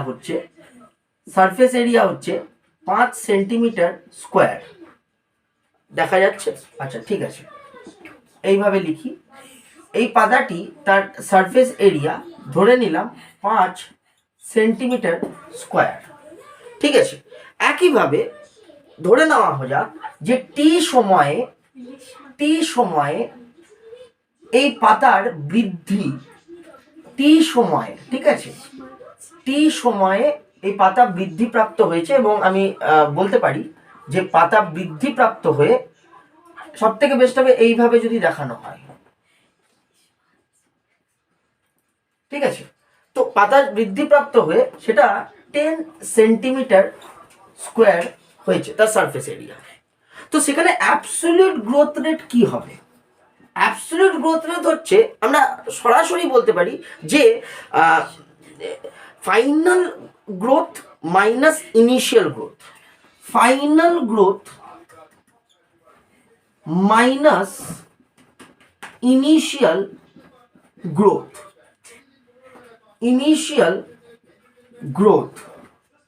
ফাইনাল গ্রোথ এখানে 10 আর ইনিশিয়াল গ্রোথ 5, তাহলে কত দাঁড়াচ্ছে? এখানে 5 সেন্টিমিটার স্কোয়ার। আমি বলতে পারি অ্যাবসলিউট গ্রোথ রেট কত, সেটা আমরা বলতে পারি যে 5 অ্যাবসলিউট গ্রোথ রেট, ঠিক আছে। একইভাবে ধরে নিলাম আরেকটি পাতা রয়েছে এবং সেই পাতাটি তার ধরে নেওয়া যাক যে 50 সেন্টিমিটার স্কোয়ার, আশা করছি দেখা যাচ্ছে। 50 সেন্টিমিটার স্কোয়ার হচ্ছে তার সারফেস এরিয়া, 50 সেন্টিমিটার স্কোয়ার হচ্ছে তার সারফেস এরিয়া। সেটি টি সময়ে, যে কোনো একক সময়ে ধরে নিলাম যে তার সারফেস এরিয়া বৃদ্ধিপ্রাপ্ত হয়ে মূলত আমরা বলতে পারি, দেখো এটা একটু বড় হয়ে গেছে, আশা করছি অসুবিধা হওয়ার কথা নয়, ঠিক আছে। এটা একটু বেশি বড় এঁকে ফেলেছি, যাই হোক, তো একটু ছোট করেই আঁকলাম, তো যাই হোক।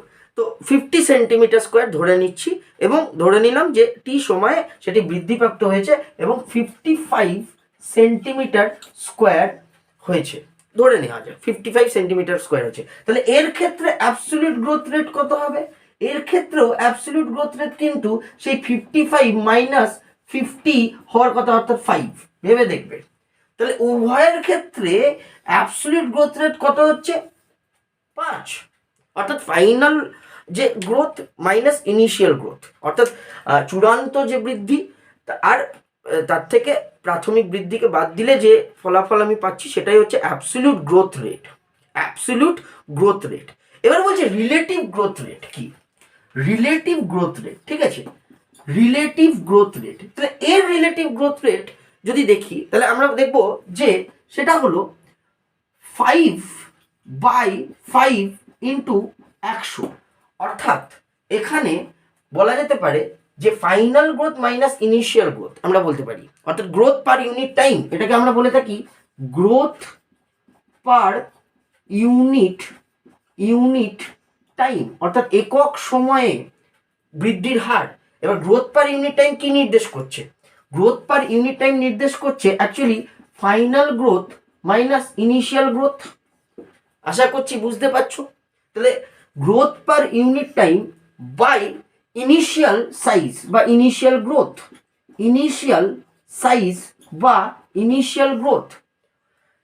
ইন্টু 100, এটা যদি করা যায় তাহলে স্বাভাবিকভাবে আমি দেখব যে 5/5 ইন্টু 100, এটা মূলত 100% দাঁড়াচ্ছে। তাহলে রিলেটিভ গ্রোথ এর ক্ষেত্রে হচ্ছে 100%, রিলেটিভ গ্রোথ এর ক্ষেত্রে হচ্ছে 100%। আর অপরদিকে রিলেটিভ গ্রোথ এর ক্ষেত্রে যদি দেখি,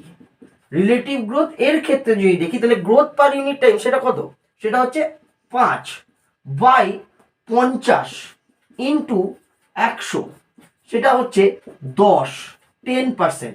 তাহলে এটা হচ্ছে growth per unit time by initial size into 100, এটাই সংজ্ঞা। রিলেটিভ গ্রোথ রেট কি? Growth per unit time by initial size into 100। মানে পার্সেন্টেজে প্রকাশ করছি। আর অ্যাবসলিউট গ্রোথ রেট কি? Final growth rate minus initial growth rate, final growth rate minus initial growth rate. তো আশা করছি আলাদা করে হয়তো সংজ্ঞা মুখস্থ করার প্রয়োজন পড়বে না, আর যদিও পড়ি তাহলে হয়তো আমার ভাষাটা বুঝতে অসুবিধা হবে না। তাহলে এর ক্ষেত্রে রিলেটিভ গ্রোথ রেট দাঁড়াচ্ছে 10%, এর ক্ষেত্রে রিলেটিভ গ্রোথ রেট দাঁড়াচ্ছে 100%। তো কিভাবে দাঁড়াচ্ছে এটা যদি আমি মনে রাখতে পারি তাহলে আমার অ্যাবসলিউট গ্রোথ রেট এবং ইনিশিয়াল গ্রোথ রেট নিয়ে কোনো বিশেষ অসুবিধা হওয়ার কথা নয়। আরেকটা টপিক এখানে আজকের মতো আলোচনা করব, সেটা হচ্ছে ডিফারেন্সিয়েশন, ডি ডিফারেন্সিয়েশন এবং রিডিফারেন্সিয়েশন। একটু এটা দেখে নাও, তারপর আমি শুরু করছি।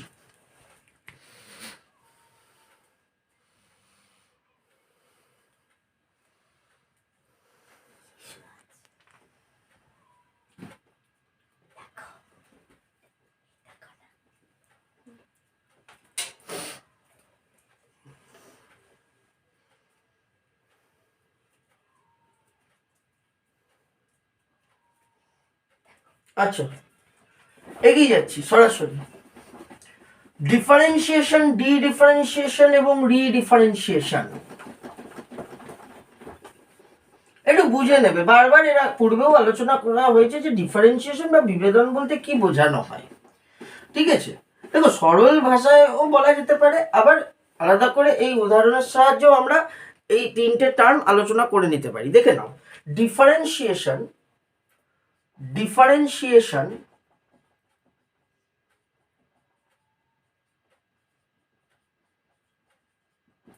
ডি-ডিফারেন্সিয়েশন, ডি-ডিফারেন্সিয়েশন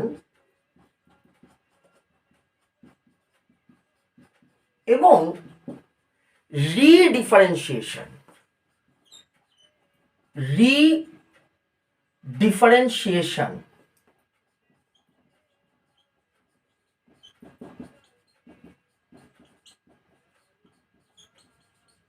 আচ্ছা, মূলত ডিফারেন্সিয়েশন বলতে বিভেদনকে বোঝায়, ডি ডিফারেন্সিয়েশন বলতে বিপরীত বিভেদনকে বোঝায়, বিপরীত বিভেদনকে বোঝায়, আর রিডিফারেন্সিয়েশন বলতে পুনর্বিভেদনকে বোঝানো হয়। তো আমি আর লিখছি না, তোমরা শুনে আশা করছি লিখে নিতে পারবে। তো আমি একটা উদাহরণের সাথে, দেখো তোমাদের বইয়ে একটা ছক দেওয়া রয়েছে, তোমাদের বই বলতে এনসিইআরটিতে একটা মানে ছক করে এই ডিফারেন্সিয়েশন, ডিফারেন্সিয়েশন এবং রিডিফারেন্সিয়েশন বোঝানো আছে। তো আমি সেই ছকটায় না করে বরং অপর একটা ছকের মাধ্যমেই এই ডিফারেন্সিয়েশন, ডিফারেন্সিয়েশন এবং রিডিফারেন্সিয়েশন আলোচনা করব। খুব বিশেষ পার্থক্য হবে না। আমার মনে হয় এনসিইআরটিতে যে ছকটা দেওয়া রয়েছে সেটার থেকে এইটা যদি আমরা বুঝি তাহলে সম্পূর্ণ এই ডিফারেন্সিয়েশন বা রিডিফারেন্সিয়েশন বা ডিফারেন্সিয়েশন সম্পর্কে ধারণা পাওয়া যায় বা ধারণাটা সুস্পষ্ট হয়, এটা আমার ব্যক্তিগত ধারণা। আর এইটা যদি বুঝে যায় তাহলে এনসিইআরটিতে যেটা দেওয়া আছে সেটা বুঝতে আমার মনে হয় না বিশেষ অসুবিধা হওয়ার কথা। একটু দেখে নাও, বলছে meristematic sell, meristematic sell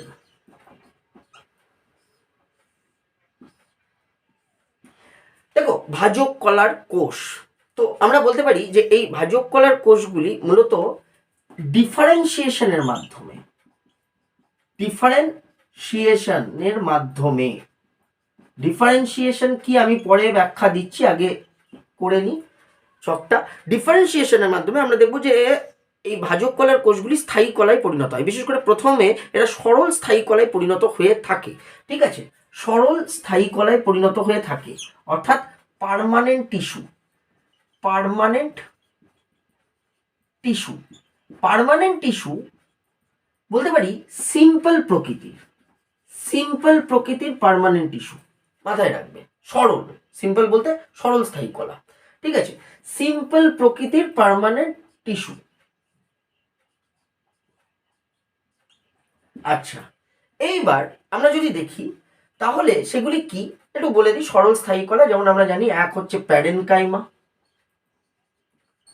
parenchyma, দ্বিতীয় হচ্ছে কোলেনকাইমা, কোলেনকাইমা, এবং তৃতীয় নম্বর হচ্ছে স্ক্লেরেনকাইমা। তো এগুলি হচ্ছে সরল স্থায়ী কলা, স্থায়ী কলা। আমি এর পূর্বে বলেছি যে স্থায়ী কলা বলতে কি নির্দেশ করে। স্থায়ী কলা বলতে কি নির্দেশ করে? না, আমরা বলতে পারি যে বিশেষ করে স্থায়ী কলা বলতে যে সকল কলার কোষগুলি বিভাজনে অক্ষম। আর একবার লিখে দিচ্ছি, বিভাজনে অক্ষম বলা যেতে পারে, প্রথম কথা। এরপরে আমরা দেখব যে বিশেষ করে এই স্থায়ী কলার কোষগুলি আবার বিপরীত বিভেদনের মাধ্যমে, বিপরীত বিভেদন অর্থাৎ ডি ডিফারেন্সিয়েশনের মাধ্যমে এগুলি ইন্টারফ্যাসিকুলার ক্যাম্বিয়াম গঠন করে। ঠিক আছে, এখানে লিখছি ইন্টারফ্যাসিকুলার ক্যাম্বিয়াম, ইন্টারফ্যাসিকুলার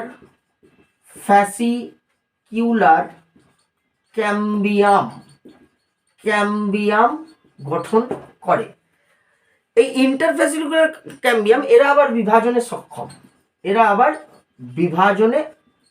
সক্ষম। ঠিক আছে, এই ইন্টারফ্যাসিকুলার ক্যাম্বিয়ামের কোষগুলি মূলত বিভাজনে সক্ষম এবং এরা বিভাজনের মাধ্যমে সেকেন্ডারি জাইলেম এবং সেকেন্ডারি ফ্লোয়েম গঠন করে। সেকেন্ডারি জাইলেম ও ফ্লোয়েম গঠন করে, অর্থাৎ গৌণ জাইলেম এবং গৌণ ফ্লোয়েম গঠন করে। আর গৌণ জাইলেম এবং গৌণ ফ্লোয়েম এগুলি হচ্ছে কমপ্লেক্স পার্মানেন্ট টিস্যু।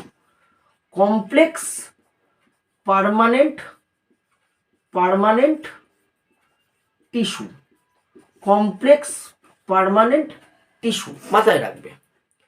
তো এই জায়গায় আমি ডিফারেন্সিয়েশন দেখতে পাচ্ছি, এইখানে ডি ডিফারেন্সিয়েশন হয়। ডি আমি অন্যভাবে লিখছি, একটু ঠিক করে নেবে। ডি ডিফারেন্সিয়েশন, ঠিক আছে, কিভাবে লিখবো জায়গা নেই। আচ্ছা দাঁড়াও, ডি ডিফারেন্সিয়েশন অর্থাৎ বিপরীত বিভেদন সিয়েশন। আর এই জায়গায় বিশেষ করে রিডিফারেন্সিয়েশন দেখতে পাবো। রিডিফারেন্সিয়েশন,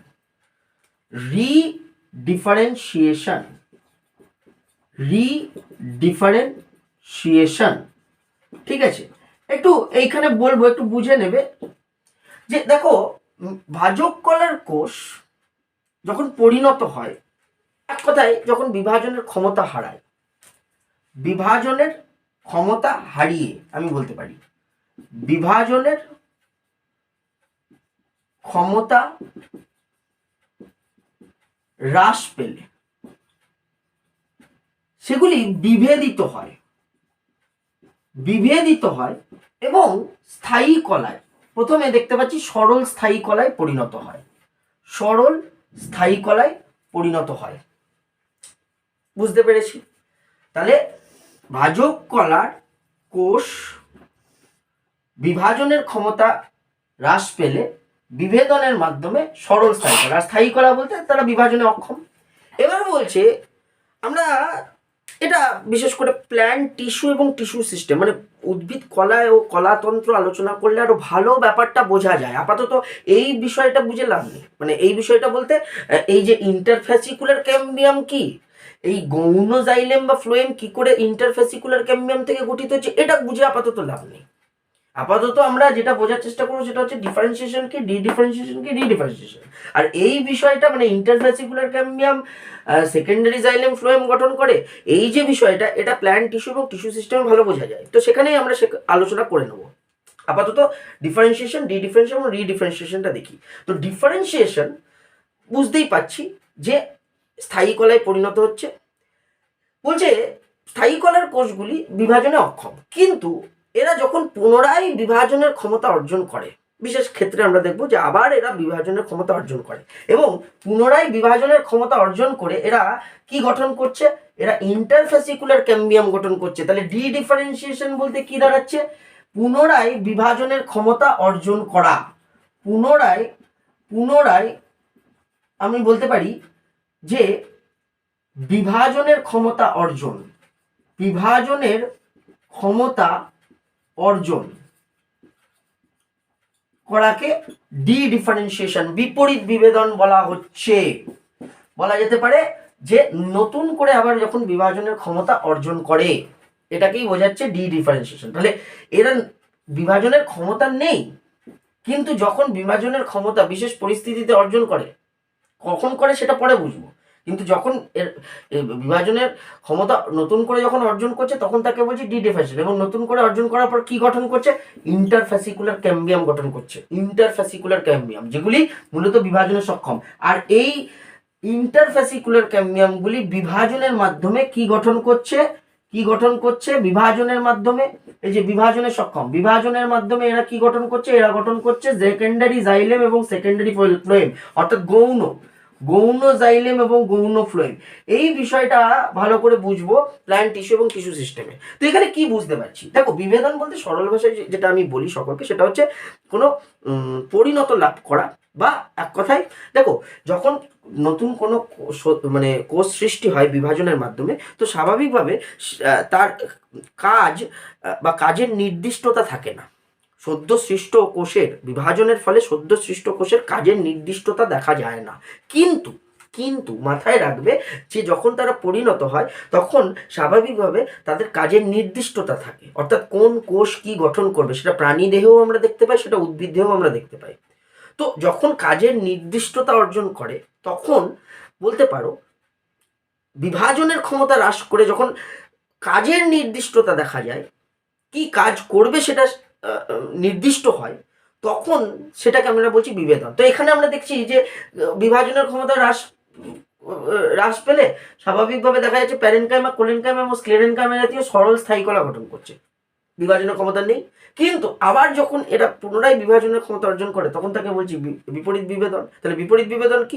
যখন বিভেদনের মাধ্যমে সৃষ্ট কোষগুলি পুনরায় বিভাজনের ক্ষমতা অর্জন করে তখন তাকে বিপরীত বিভেদন বলছি, ডি ডিফারেন্সিয়েশন। আর অপরদিকে আমরা দেখব যে এই ডি ডিফারেন্সিয়েশনের মাধ্যমে সৃষ্ট কোষগুলি বিভাজনের মাধ্যমে যে গৌণ জাইলেম এবং গৌণ ফ্লোয়েম গঠন করছে, আবার নতুন করে বিভাজনের মাধ্যমে যে কলা গঠন করছে, সেইটাকে বলা হচ্ছে রিডিফারেন্সিয়েশন, পুনর্বিভেদন। পুনর্বিভেদন। তো তোমরা যদি একটু এনসিআরটির সঙ্গে মিলিয়ে দেখো, এনসিআরটিতে যে মূলত ছকটা দেওয়া রয়েছে, আমার মনে হয় না খুব বিশেষ অসুবিধা হবে, কারণ প্রায় একই।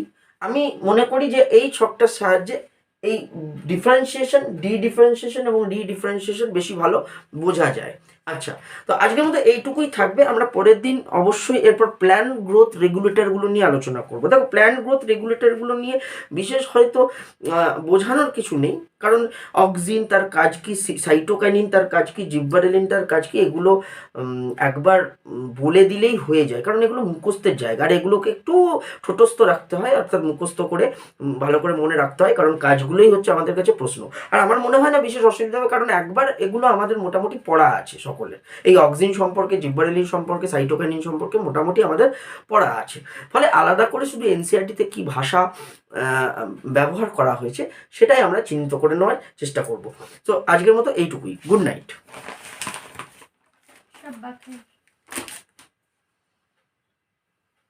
Good night sir. Good night.